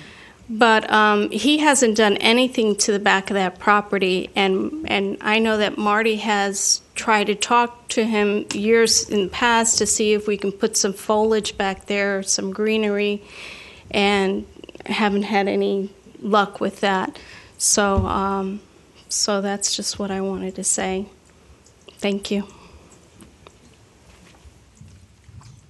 Good afternoon. My name is Francine Valderrama. I live at 250 Seagull Avenue. I live on that canal with my husband directly south of what the area we're talking about. I also am a board member, and in that handout that I gave you, where we compiled some questions. I don't know if you all. I don't want to read them if everybody will take the time. I can read them out individually. I don't know if you all care to you can answer them. Okay, but are you folks on the committee? Do you want me to read the questions to you from the handout I gave you? It does make sense because I think they're easily answered. And with the committee's permission, I'm going to suggest that if we're going to go this route, that we let Bruce try to answer. Bruce, you think you can answer them? Is that okay with members? I'll let Bruce answer the questions the best he can. Okay, can I just, Finish. before Mr. Barquette addresses the questions that we have here, I also have, I have a statement from another Vero Board Isle member who is not able to come to the meeting today, and he'd like it to go on the record, if I may. Yes, that's okay, but this isn't a quasi-judicial Okay. proceeding. So that's okay? Yes, okay. This is from board member Victor DiMattia. He and his wife lived aboard a sailboat for 6 years and arrived in Vero Beach at the city marine for their first visit. So he spent a lot of time in marinas, spending nights in marinas, so he says he knows the drill. The City of Vero Beach statement, if some of the commercial owners on Royal Palm Point were or are in violation of the existing zoning law, and this could not be enforced due to lack of manpower, he states that you cannot enforce the current law, so you want to make another law, which by the laws of logic, you will not be able to enforce either. The new law will bring in transient boats who otherwise would have berthed in the Vero Beach Marina. So you want to make a law that diminishes Vero Beach Marina revenue so that maybe you can't enforce even more laws. Our city marina has relatively strict wastewater regulations and oversight. In the 1,000-foot wide flowing river in the marina, you have the marina complex on one side and a completely vacant island on the other. Contrast that to Royal Palm Point. You have a 100 to 150-foot wide dead-ended canal with light commercial ventures on one side and the 173R1 residential Vero Isles Association properties on the other. You desire to write a new law that will bring in fairly substantial numbers of transient boats who repeatedly dump gray sink water, gray shower water, and who, experience tells us, will occasionally dump raw garbage and raw sewage into the narrow, dead-ended canal directly adjacent to the R1 neighborhood where people swim and boat. Do you have any thoughts of this being intrusive to the health, peace, quiet, and tranquility of Vero Isles? How about its safety? You want to do this as a solution to the problem that you simply don't have the ability to enforce the current laws on rental slips. In short, so that the city can walk away from their sworn responsibility to uphold the laws, health, and safety of the citizens of Vero Isles, they want to create a far worse situation for the Isles residents, put them in greater danger, most definitely increase the pollution in the Royal Palm Vero Isles canals, violate the property owner rights of all the Vero Isles in order to provide a windfall revenue source for greedy property owners who callously disregard the law. That solution lacks imagination, credibility, and sanity. The residents of Vero Isles find this an affront to their personal and property rights and strongly request that you deny this proposal. And that's the end of Mr. DiMattia's statement. I would like to address the Mr. McGarry stated that that we were, someone addressed the spill, if there was a spill from a boat or oil in there, that would be taken care of. I've made a call to code enforcement regarding people maintaining on the other side of the canal in Snug Harbor, sanding his boat down, paint all over the canal, and when I called code enforcement, I did not receive a phone call till 24 hours later, and then I was told that they can't do anything about it because the boat and the man working on the boat isn't there anymore. So that kind of, if somebody spills something, are you going to come right down there and take care of the spill? I don't think so. I took pictures of it, and the answer I got was, that's not good enough. We have to catch them red-handed. Yeah. So unless that changes, unless that changes, there's nothing anybody's going to do about it. There also, you mentioned the events that take place at the point. Another neighbor of mine in Vero Isles talked about the beer and wing fest that we've had. Now, I guess this was the second year that we had it. There were cars parked diagonally on Indian River Boulevard, up and down Vero Isles Drive, people parking on the roads in Vero Isles, and at that major intersection, people were crossing from the church to go over, and it just, to me, I don't know why it takes place there. We don't need more larger things to go on there, in my estimation, because there's no room for it. Take it over to the park if you want to have a huge thing that the wing and beer thing turned out to be. It's great to have that, but you have to design. It has to fit. It has to fit. We can't have parked on our lawn. Yeah. So anyway. That's all I have to say regarding this. Thank you very much. You had another letter? Do I have? What? The questions. Oh, you want me to read those questions? Did you say you had another letter? No, I read the statement from the gentleman. Okay. From the other board member, and then on that are the questions for you all, the city, and Mr. Barquette to address. If the board agrees, I'm going to let Bruce read the question and answer the question. Is that acceptable to everybody? No, I'm not going to read the question in whole, but let me just address the tenor of this. Bruce, can you check and see if your microphone's on, please? You're green. There you go. I wasn't going to read each of these questions in whole, but let me just address the tenor or the general concerns about this, and then if Ms. Valderrama wants to ask specific questions, she can.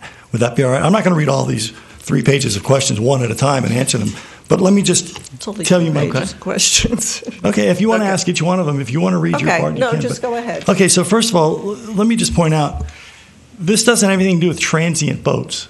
Okay. It has nothing to do with transient boats. There's no pump out. There's no liveaboards. There's no transient boats. Any more than your boat is a transient boat. Okay. People get on your boat and go out, and then they come back in, and then they park there. Place, there are people there that sleep overnight. But this ordinance has nothing to do with that. No, but we're gonna allow that. No, we're not. No, we're not. This ordinance has nothing to do with it. It doesn't permit that. It has nothing to do with it. If you were to keep the code, they wouldn't be there. Only people that would stay in there are people that live in tenants. Sir, could you speak into the microphone? That's the clerk not true. Can't quite catch everything. That's the way I feel.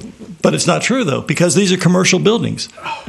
So if you got a commercial building with 5 spaces in it, you can have 5 boat spaces out there. They don't live at their commercial building; they just dock their boat back there. It has nothing to do with living on your boat.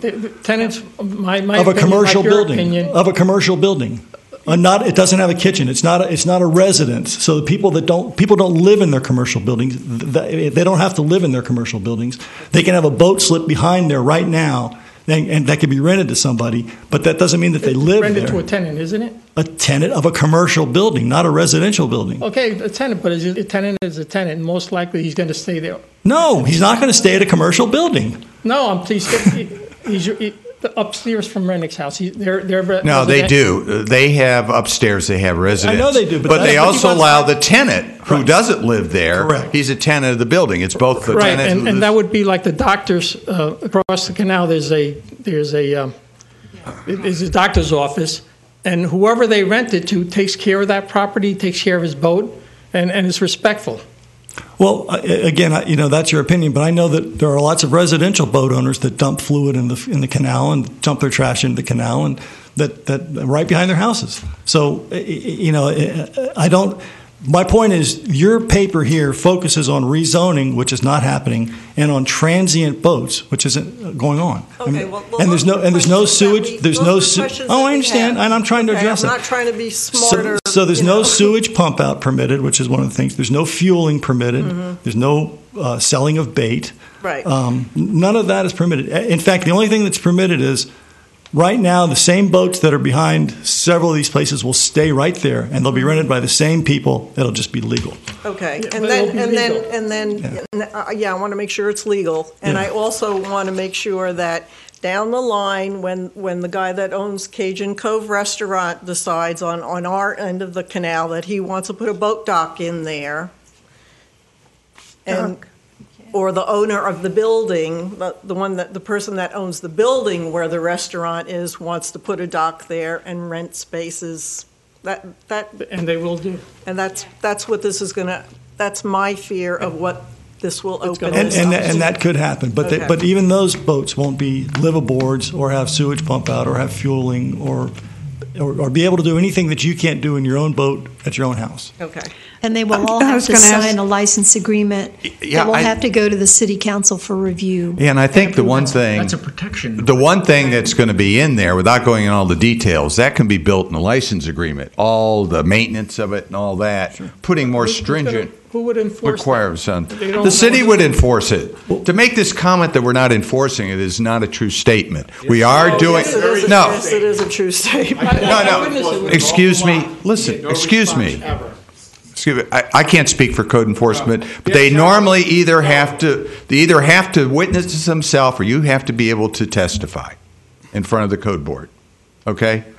I mean, but I think if with a license agreement, the city has the opportunity, and Peggy, if I'm wrong, if the city thinks it's being violated, even if they don't have a code enforcement, they can terminate the license agreement. So what I'm saying is there is more here than going through a due process before code enforcement to do this. So there is more protection in here than a typical situation. I'd like Exactly to. right. I'd like to ask a question here because my concern is, buffering with the communities that are adjacent to it.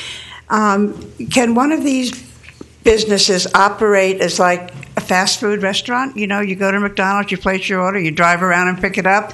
Could a boater conceivably place an order with a restaurant, come and pick it up and leave? Not any more than they can do right now. In fact, right now, people do that all the time. People go into So Mr. that's all Manatee's. in the code already. Oh yes. And we've encouraged that from Yes. Vision Plan has actually encouraged that. So Okay. You might if not you have a want- restaurant, Now, you can drive up, can get we- your takeout order, and leave Can we in your boat. Can we recognize that the back of the property needs to have some kind of buffering from the residential single-family neighborhood? You're buffering Immediately on the a other- boat dock from another boat dock. Well, no, we're talking about the garbage, the dumpsters, what makes it unsightly to the residential community across the canal. But I'd like No to comment. offense, Mr. I'd like Minister, to that doesn't have comment. anything to do with boat docks. Yeah, that might be a good idea, but that's something for the zoning district that has to do with the businesses. It has But- nothing to do with boat docks. My comment on that We don't is know that because people are coming off the boats and they have debris with them. They have porta potties. What do they do with them? Those are considerations. And those are good points. These folks that live within the area, they can see with their own eyes what goes on. And you actually brought up some really good points today. Also in that area, we have fish, we have dolphin that go in there, and none of us in this room want to do anything to hurt the environment there. It is sensitive. And we are in an uptick where we have more construction, we're going to have more boating. Ms. Manous brought up a good point. You come in on the boat or whatever, you have debris. So back in these regulations, the owner of the dock space, they're going to have the proper receptacles for them to dump their trash, not out on the, let me finish please, not out on the dock. So as we're moving forward, because that's why I was saying this is not a patch, this now, people are doing this, but it's very difficult, as the P&Z director said in his comments, it's really hard to regulate. So now if you have some checks and balances that are put into the law, like let's just use the trash as an example. All right, and there is a person renting out the space, they're not in compliance. As our attorney here stated, these folks now have to have a license agreement. That's a key right there. That license agreement gives them the right to operate. Also, the city reserves the right, if they're not in compliance and they violate the rules that are put down, that license agreement is removed. They no longer can stay in business. Right now, if an individual rents out the space or whatever, it's impossible to try to, number one, catch the people. They're going to do it anyway. Yeah, So- but they shouldn't be they shouldn't be renting it out like Could that. you speak into the microphone? In most of those cases, and that's why I they have understand. violations, they're renting it out illegally. Yes, I understand So let's stop it and they won't be there. That's my take on it. Let's And- don't make it yes. worse and let everybody rent out. Well, this is going to make the people be in compliance right now, and you folks even stated this when you, and I hear you, and I understand what you're saying. Right now, you call the code folk. You've already said you're not getting very much results, and obviously you wouldn't be here stating your case if there wasn't a problem or a number of problems. There's problems out there. I'm hoping, making myself clear, with these license agreement and rules, they're now operating a business. If you don't operate your business according to the rules, you're shut down. Just like this particular property owner, it's unfortunate for them. They got a code violation. They have to stop, period, or get a fine. It just so happened they decided to take a look at the code to see what they could do to operate a business. But by doing that now, it actually opened a door for discussion. Okay, how is this going to be regulated? You folks actually put some good things on the record. There's some good materials in here that need to be looked at, so these folks that are going to be doing this type of business, they'll be in compliance. Right now, it's really impossible. You all are saying, it's just not working. So we need to do something to make it work. It's not going to go away. So somehow we have to fix the problem. Yeah, the question is, what do we do? A small peninsula that we agreed that's a small peninsula. We see now that we have good intention. We have good intentions, and we try to have events there, but the events are overwhelmed that area. Understood. So with good intentions, and it doesn't work out. It just causes more chaos. And we want to add to that. You know, do we want to open it up so more people could have more income?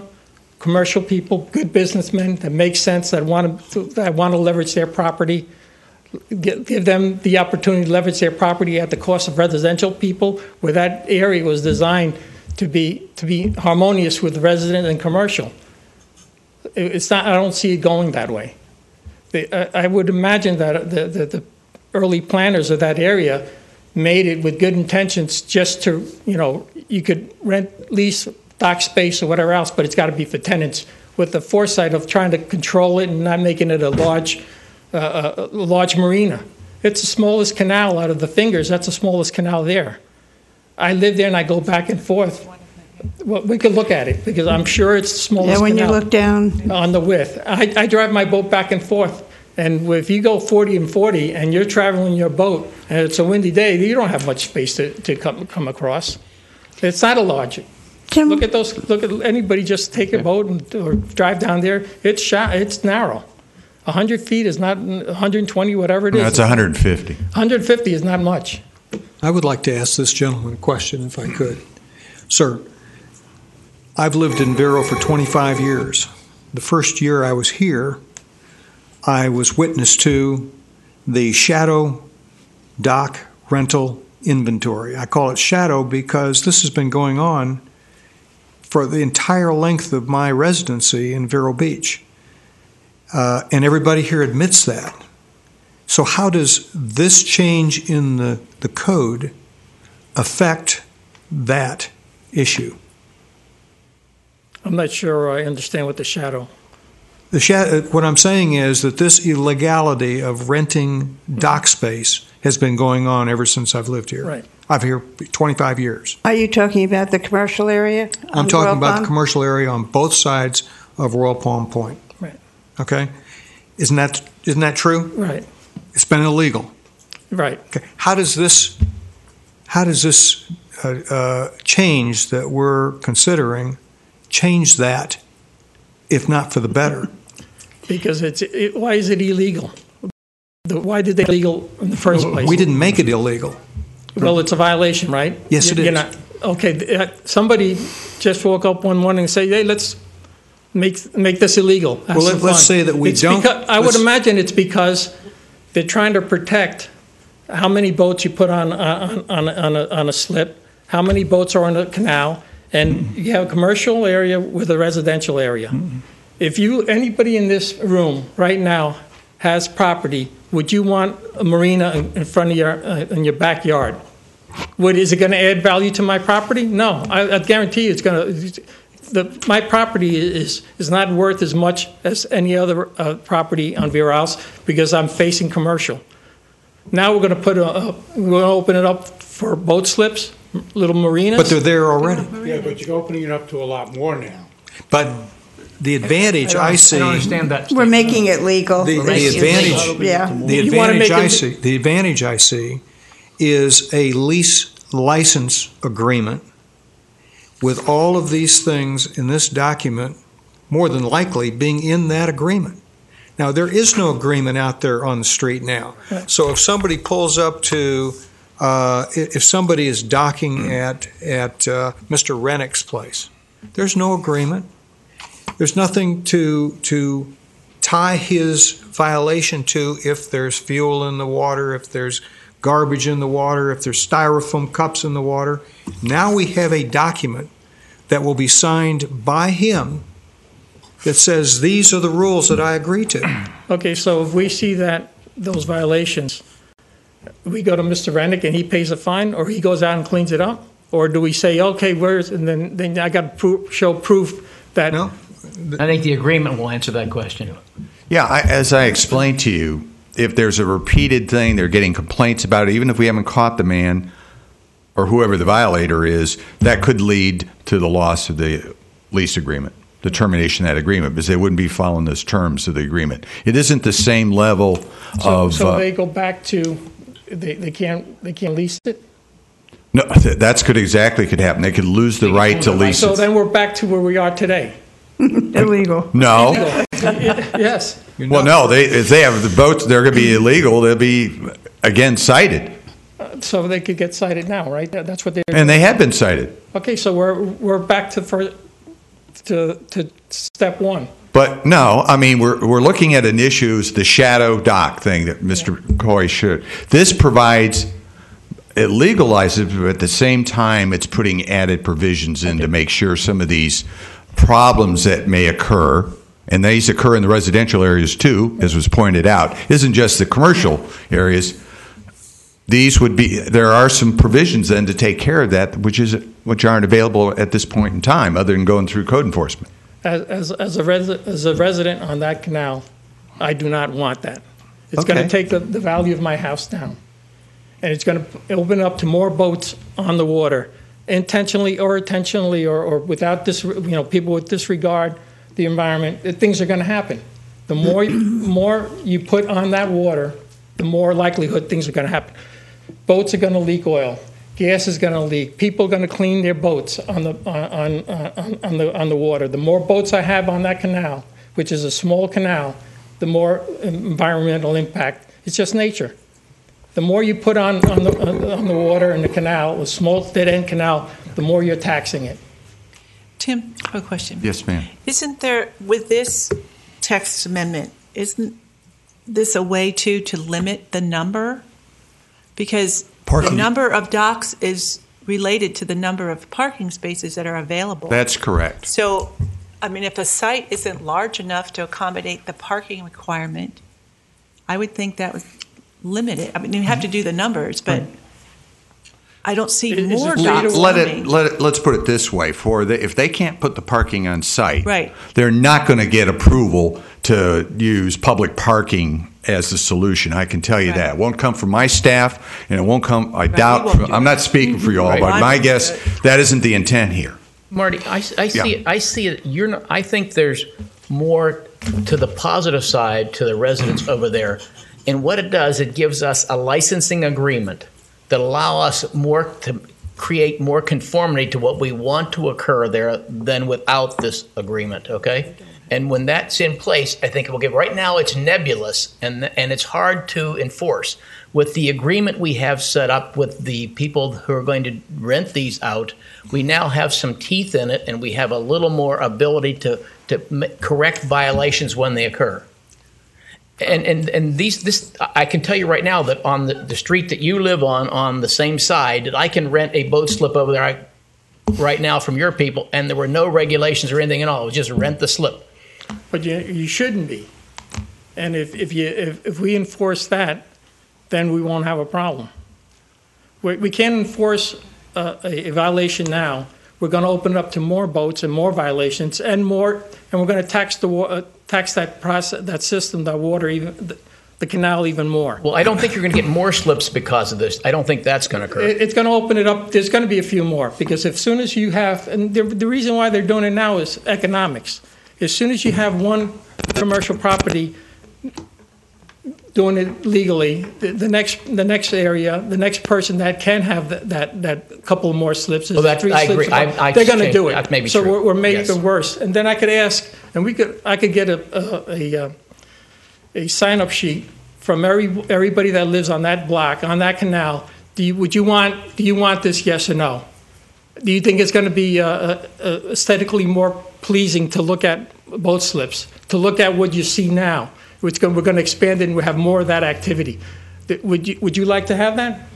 Would you like to have that, Richard? But Marty, I don't think we could stop those individuals if they have the right to have a boat slip out back, whether with or without this agreement. We could not stop them. No, they could have boat slips. They could have. It's the rental of the boat slips that we have a disagreement with. Okay.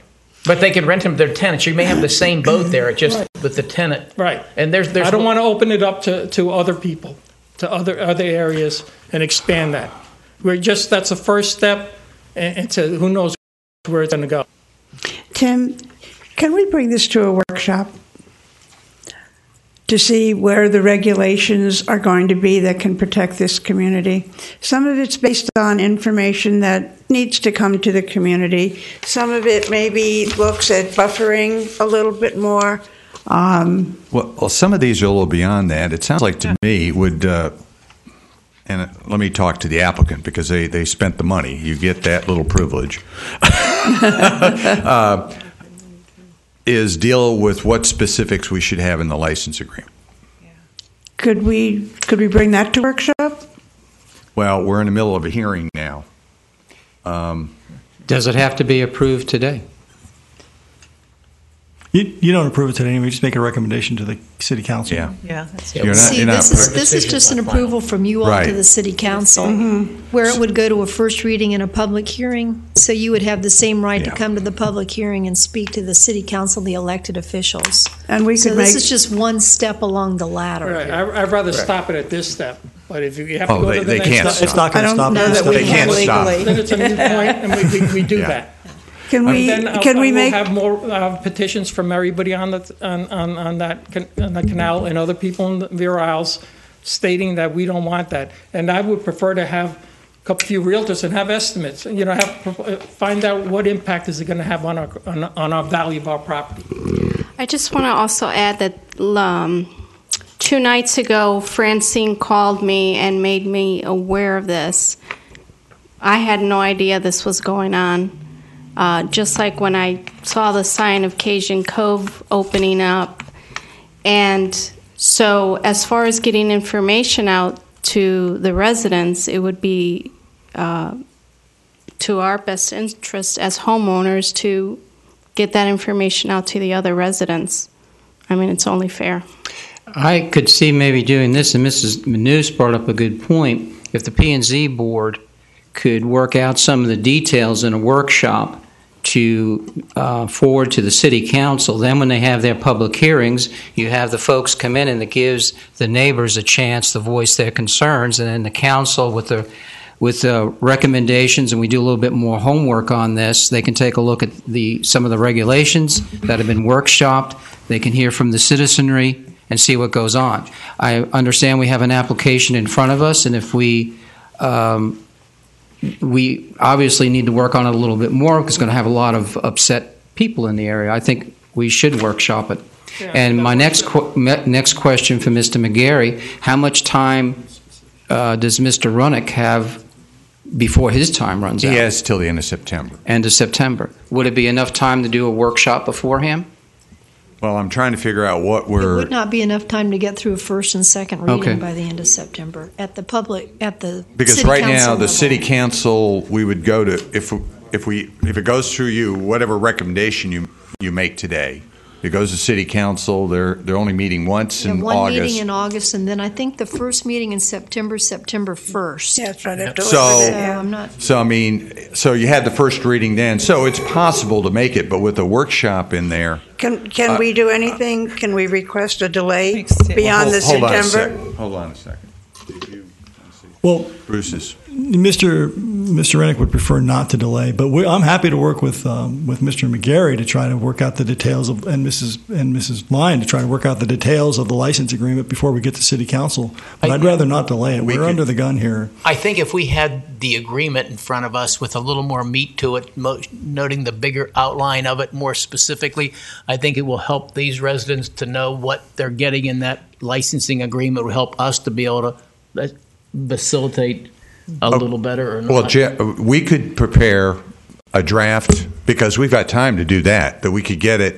You make your recommendation today, but we'll go ahead and work on some draft language that we could have at the next meeting or the meeting after that. You could potentially make it contingent to City Council, and your approval or whatever the board elects to do, based on the language in the license agreement and working with the residents and Mr. Barquette and myself to come up with something that would perhaps.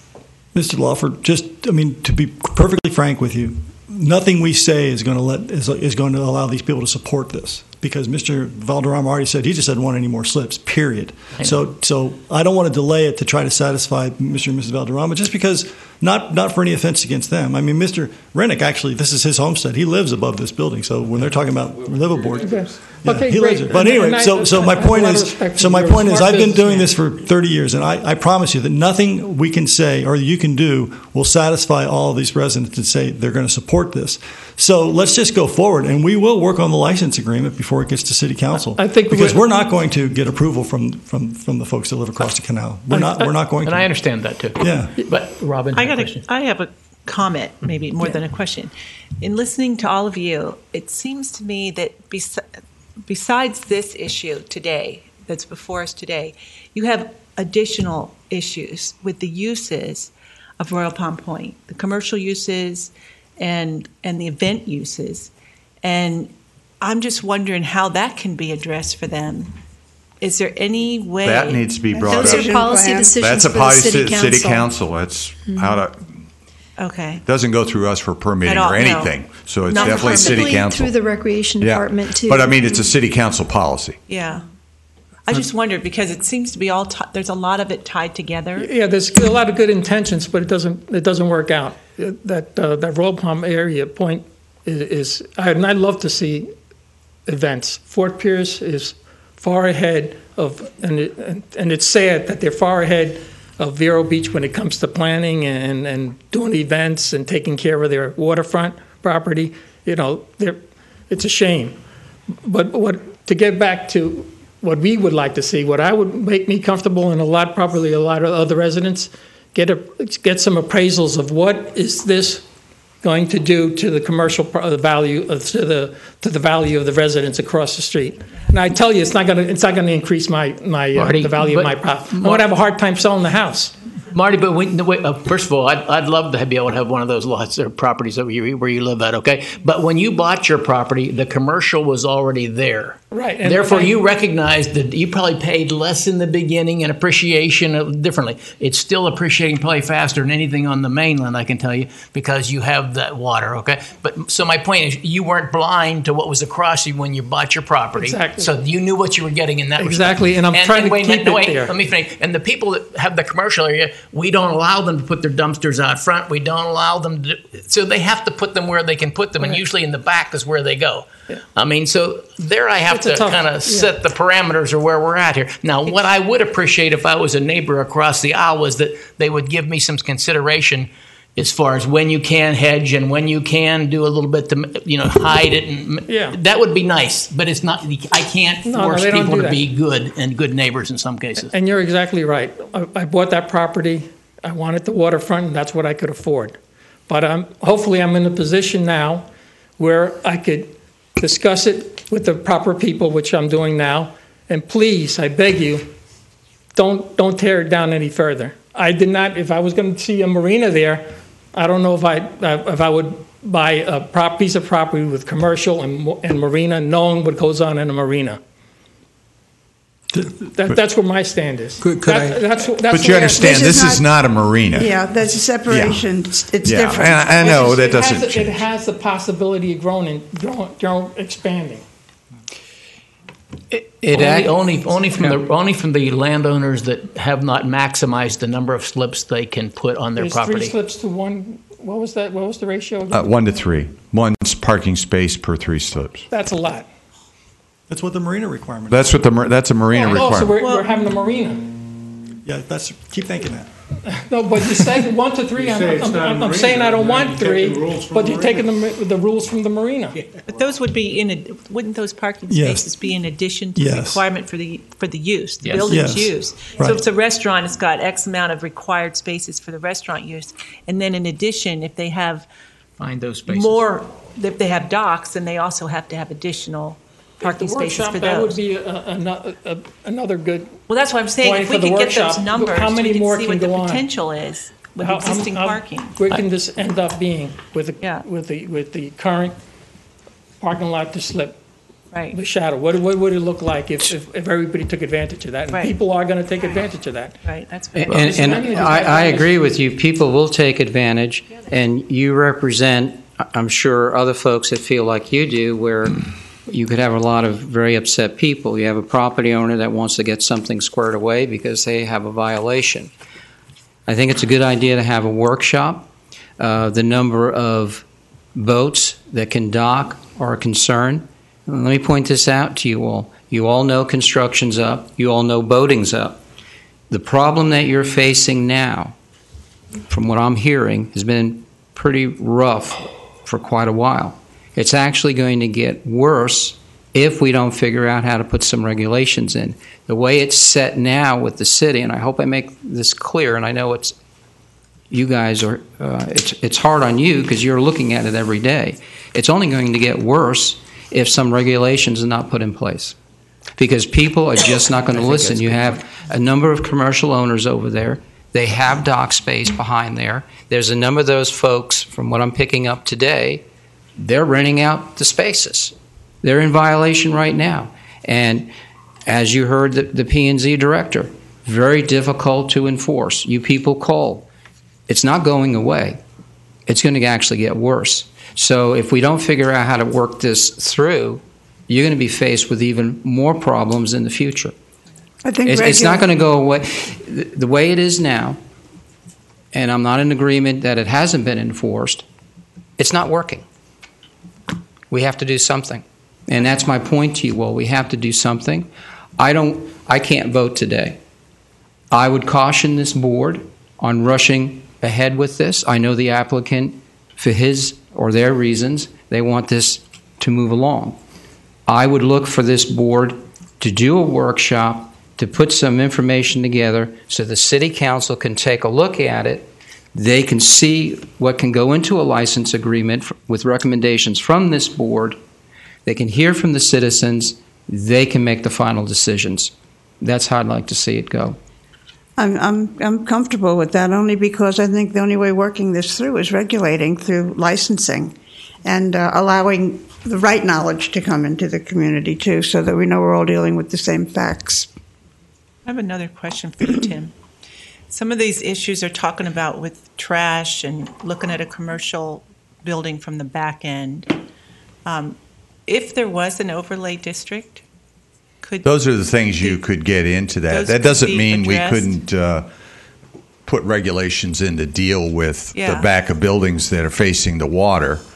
But, I mean, I look at the problem Vero Isles had. They were all complaining about all these accessory structures being built right on the near the setbacks, and they weren't able to get enough support among their own property owners to pass an overlay district. I mean, and so, I mean, that's what you get into. But certainly we would look at that. I mean, if I had we try to go for, what do you call it, four-sided architecture and all the stuff to take care of that stuff. Clearly, when we get in these with the dumpsters and all that, I certainly caution my staff to look at that to make sure that even though there's this water body, but they need to look at screening certain things from that. Yeah, even if we offered some compromises on if the parking spaces, maybe there's a way you can compromise. If you'll screen something, we'll do something, or make some. We would oppose that. You would oppose that? Absolutely, we would oppose that. This is not changing any of that. If you've got problems with your site plan, deal with it as a site plan. It has nothing to do with boat docks. Okay. So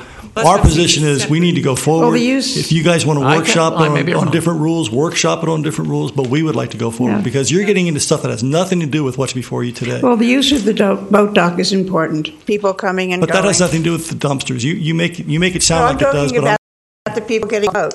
Yeah, they carry a lot of stuff with them. I understand that. So do residential people. I mean, you folks are, in my opinion, getting misinformed here today. You're getting a situation that's exaggerated far beyond what's really going on here. As Mr. Lawfer said before, if there is any increase in boat slips, it's not going to be very many.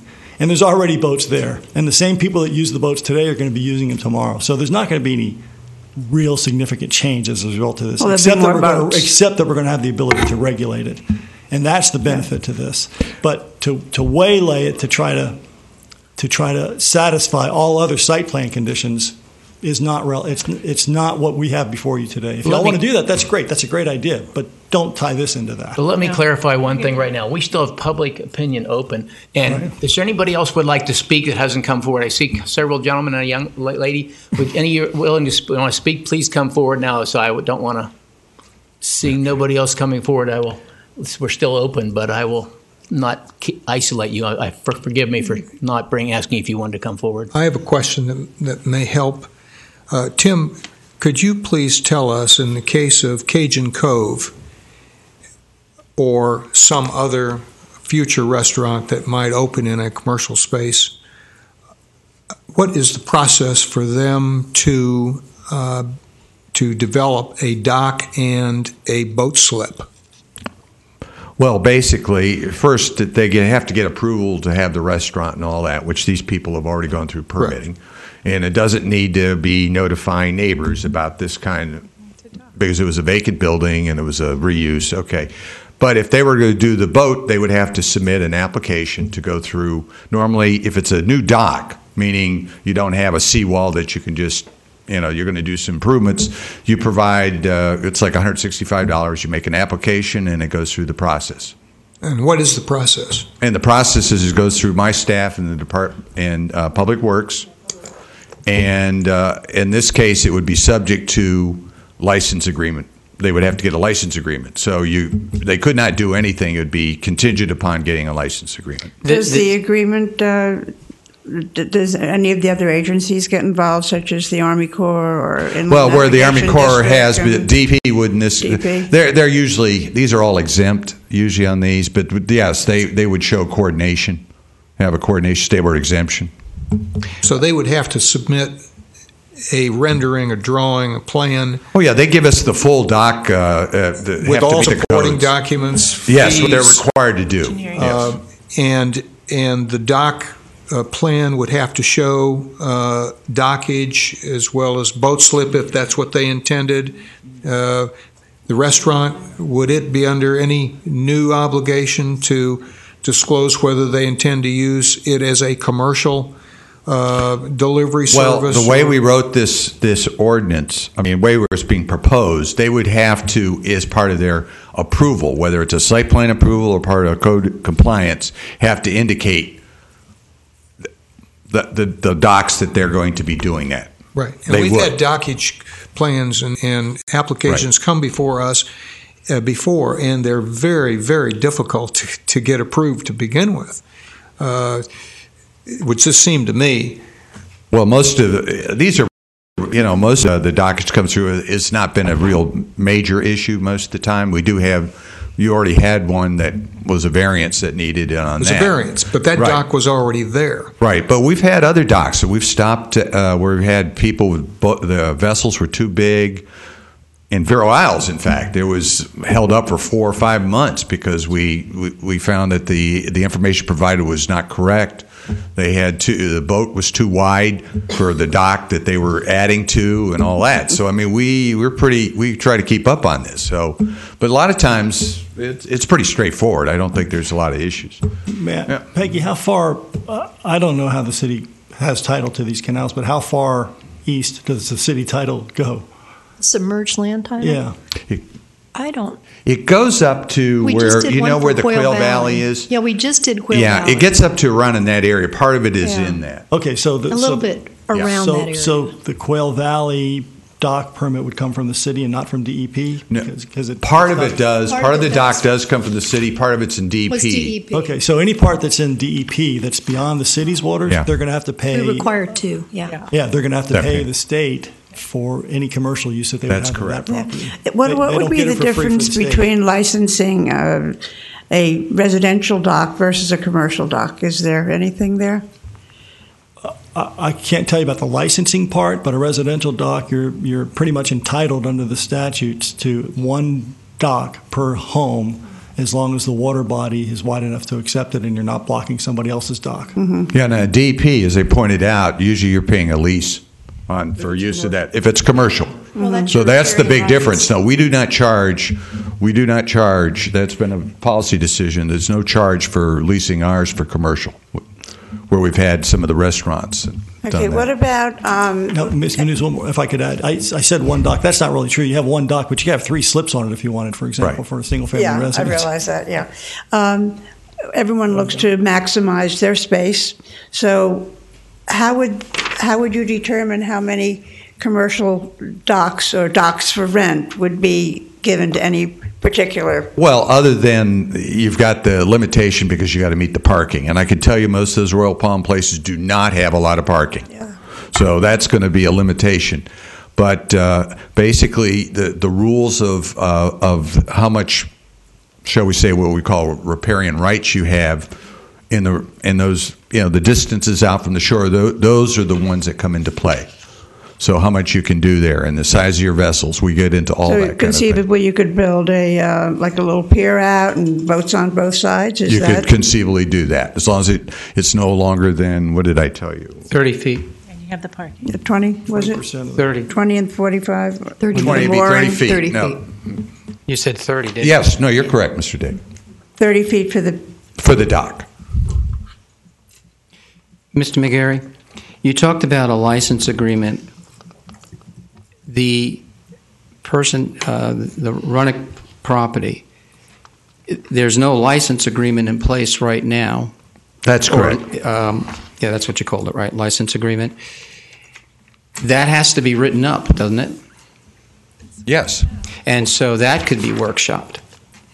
Well, License agreement. we have a template that we follow for most of these licensing agreements, but we Okay. could add additional aspects to that to deal with some of the concerns contingent? that, yes.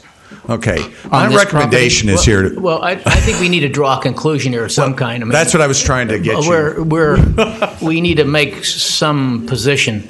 Could I? And I'm just going to ask- close public comment now, if I may. Before you do, may I make a comment? Sure. Because once you close it, you have the discretion to allow me to speak again, and I want to do that before you can cut me off.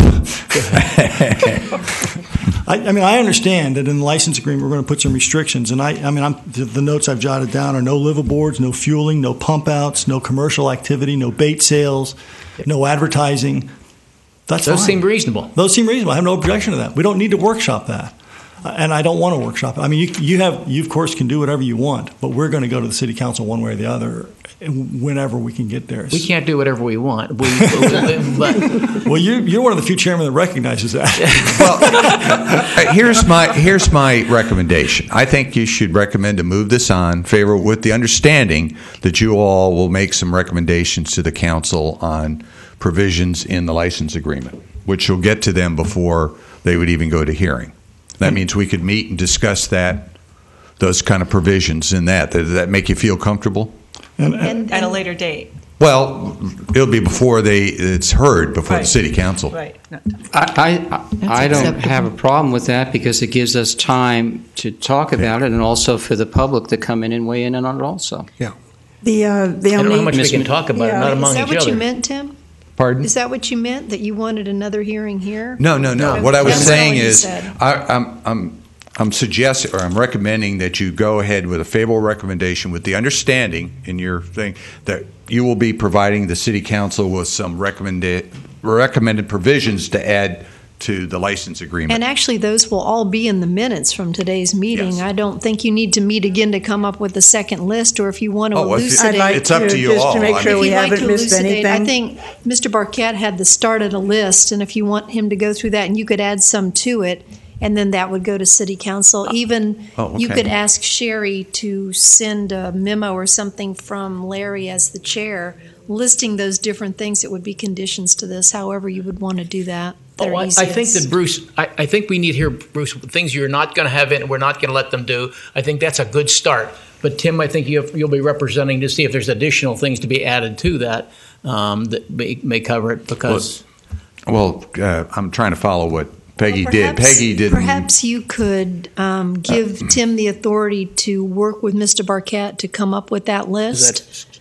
And we'll provide you with that. You'll get what we're doing. Okay. But if we're aiming for a first reading at the August It'll be the 21st, 22nd. It'll be the August. And the reason we're going to have this meeting is because the code violation expires in September. Okay, so is there a date certain in September? It's the September 30th, I believe. So the whole month. Or is it? I don't remember. I don't remember. If it's in September, if we need an extra week, I have the authority to amend it. It's not a problem. More time okay. To keep them. We don't want to make it worse. But we need to go forward and get this. We're trying to resolve it, not make it worse. Yeah. And to be so, if one of the board members has additional comments, they can funnel them through the proper channels, and Mr. McGarry will get those and include from the individual board members those in the comments that will go to the city council. If there's additional comments the board members want to make with what they heard from the residents of the community and even from Mr. Barquette, I think those comments should go to the city council so they can see those also. I don't think they should be filtered out where I think the council should see all the recommendation or points. The board may have none after this meeting, but if you have a couple, the board will see that, the council. Well, I have a question, if I may. The city council meeting is August 21st. I don't see anybody being disadvantaged by us scheduling another meeting, by us bringing before our next meeting the proposed lease and or license agreement. I mean, I don't really see the need for a workshop, but I do see a need for, I want to see what's in the agreement. I agree. And I think it ought to be on the public record. Okay. And if the residents, public want to come and be here at that next meeting to review it with us, I think that would be appropriate. I think that's very fair. And maybe they should even have that in advance. But I don't see the need for a workshop. And I think delaying the recommendation of City Council till the next meeting would still get it on the August 21st agenda. I think you're right on. You got advertising. Yeah. Yeah, you have to advertise. No, the advertising time, but we have to go to first reading, so there's not a problem with advertising, not with the council. We won't be able to get to the council to, I said, the 18th of August is the first reading. Is it going to be a part of our next meeting? Is it? Well, what are you saying? Continuing the hearing? Is that what we're? No, he doesn't want us to continue it. We make the recommendation. You could do both.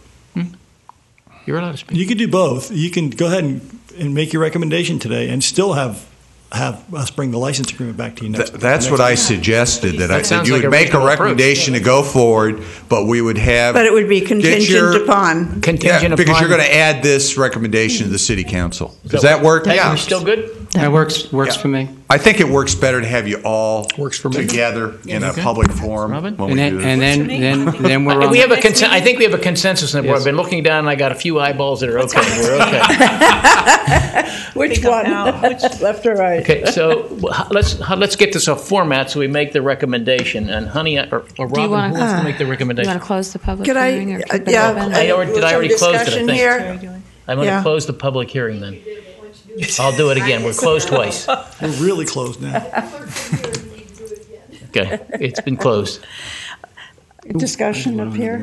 I think we're going to recommendation now. That was a lot of discussion. And when do I get to talk again? You can talk right now if you'd like. I'd like to, thank you. What I see is two problems. One is the rights of one group, and the rights of the other group is the second problem, and having them, come together. I think when we talk about the vision plan and protecting the community, I think we need to look at that at some point in the future. I really do. That was the point of suggesting the workshop, so that we could all come forward on the same, facts that we're dealing with. But I'm comfortable with going forward and making recommendations on the licensing. I think that's a very good place to go. Because it's happening, and it's just we're not going to be able to stop it. It's just a reality, and it's part of the development of Royal Palm Point. But I would like to suggest, Tim, that we go and do something, about making a compatible buffer between the two communities, because I think this issue brought it up. How the backs of the properties are used and adjacent to the neighborhood. Well, we can talk about that at a later date, but that's yeah. I understand what you're saying. Because that's what the community is here for, and it's very disturbing. Okay, we'll need to address that. I understand that, but that's what you want. But I don't know how. And that was the vision plan for Vero Beach. We buffer. We protect the community. The vision plan didn't really get into a lot of this. They'd rather, it was very broad. They'd rather have the umbrellas out back along the water than they would have the umbrellas out front. All right. I'm okay with the comments that Mrs. Manous made, even though I'm not voting. I'm okay. Richard, who's gonna make the recommendation so we get it done here? Honey or Richard or Linda? I recommend that we move this forward to City Council and come back for a meeting for ourselves just to clarify the regulations and the license agreement. May I amend that by saying that move it forward with contingency? With a contingency that we have the ability to look at the license agreement. Yes. All right. We okay with that? Then we need a second. I'm not sure what that means. Is that a recommendation for approval or against when you go to City Council? Approval. Approval. Contingent on you all being able to give additional comments to the City Council prior to their meeting. Right. Yeah. Okay. But with a recommendation. Yeah. So it's an approval. Yeah. And we need a second then. I'll second that. With the contingent. I can't vote. Contingent. Okay. This is legislative, so it's all in favor? Aye. Any opposed? It's unanimous. Thank you. Thank you very much for your attention. Appreciate it. Took a lot. I just follow up on this sheet that you distributed here. Did you feel most of your questions were answered? Yes, the thing. If you could speak in the microphone. Come to the microphone. I'm sorry. Even though we're closed for public comment, I want to state that I don't have a problem with Mr. Rennick doing what he wants to do.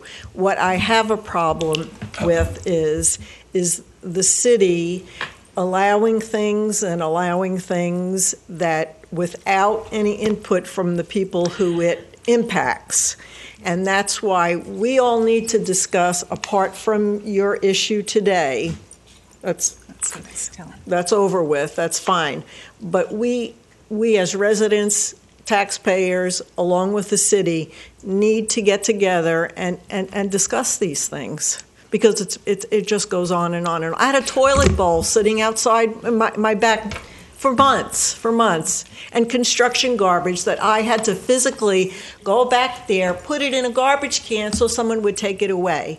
So that, that's not good. I shouldn't have to pick up somebody. I mean, I'm not against picking up garbage, but would the advice be just to call the police department and say, I've got a problem? I would suggest, you brought up things like the events and all that. Why don't you have a meeting with Mr. O'Connor to discuss some of these issues? He, being in charge of the entire administrative functions and everything, and that you can talk to him about your concerns, and and bring that up. We'll do because that. I hadn't really heard about the events and all that, and I think these issues are big, and I understand your concerns. And why don't you start with him first? It doesn't work out. Additionally, in addition to, before we see this stay, you might want to see what they recommended and get ahead of it a little bit and look and see if it's all inclusive of what you like, because we may want to add or detract, take something away from it. And I recommend you do that through the department, okay? Through the planning department. Just to close, part of the. You get in front of the microphone before. But that restaurant that's coming in, there's got to be a dumpster.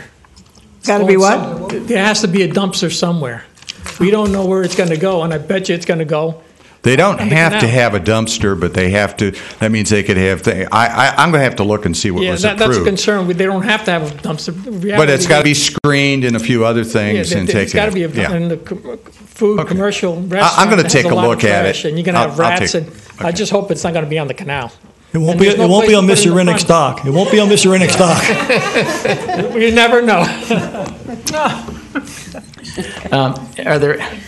Are we through with that now? We can move on to any planning and department matters?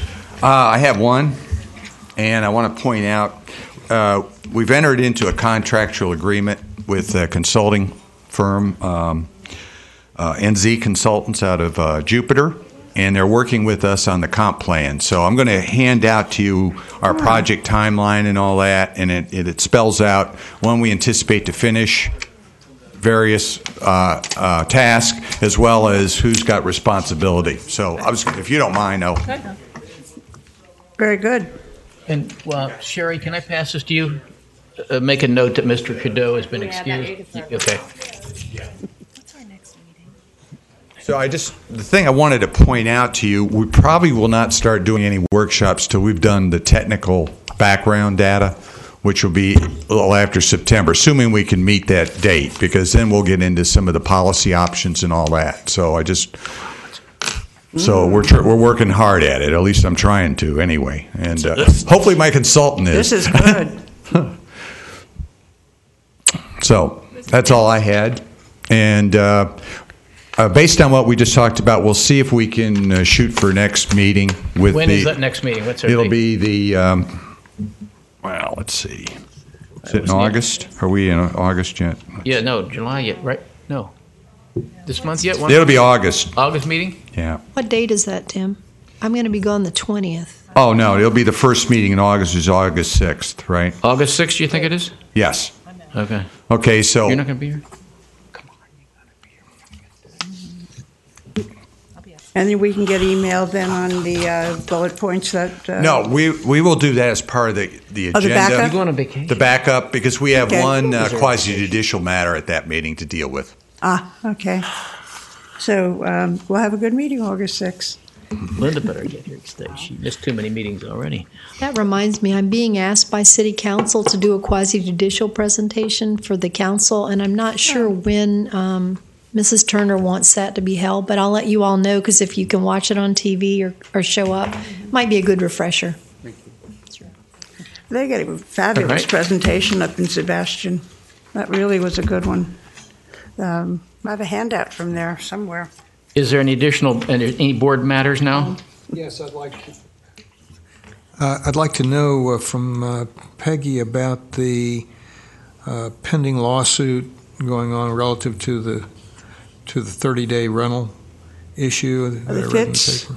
Update. What's the update on that? I think Tim would probably know better than I. We're in discovery right now on that, but we've got another application. We've got these cases going through code enforcement now that have been cited, and they're appealing the decision to me on the interpretation. So right now I've already submitted one. I've done 2 written opinions. I'm doing another one.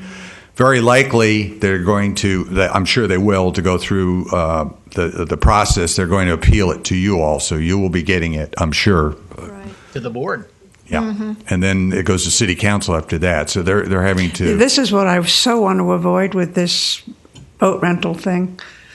Well, that we're absolutely tight. No, and the boat rental verbiage. is a lot easier than vacation rentals. You don't want to know all the problems. I deal with the code people, even though they don't work for me directly anymore. Yeah. I have to work with Yeah. them pretty closely, and it's. It will be coming to you all, though. So. Yes, it will be.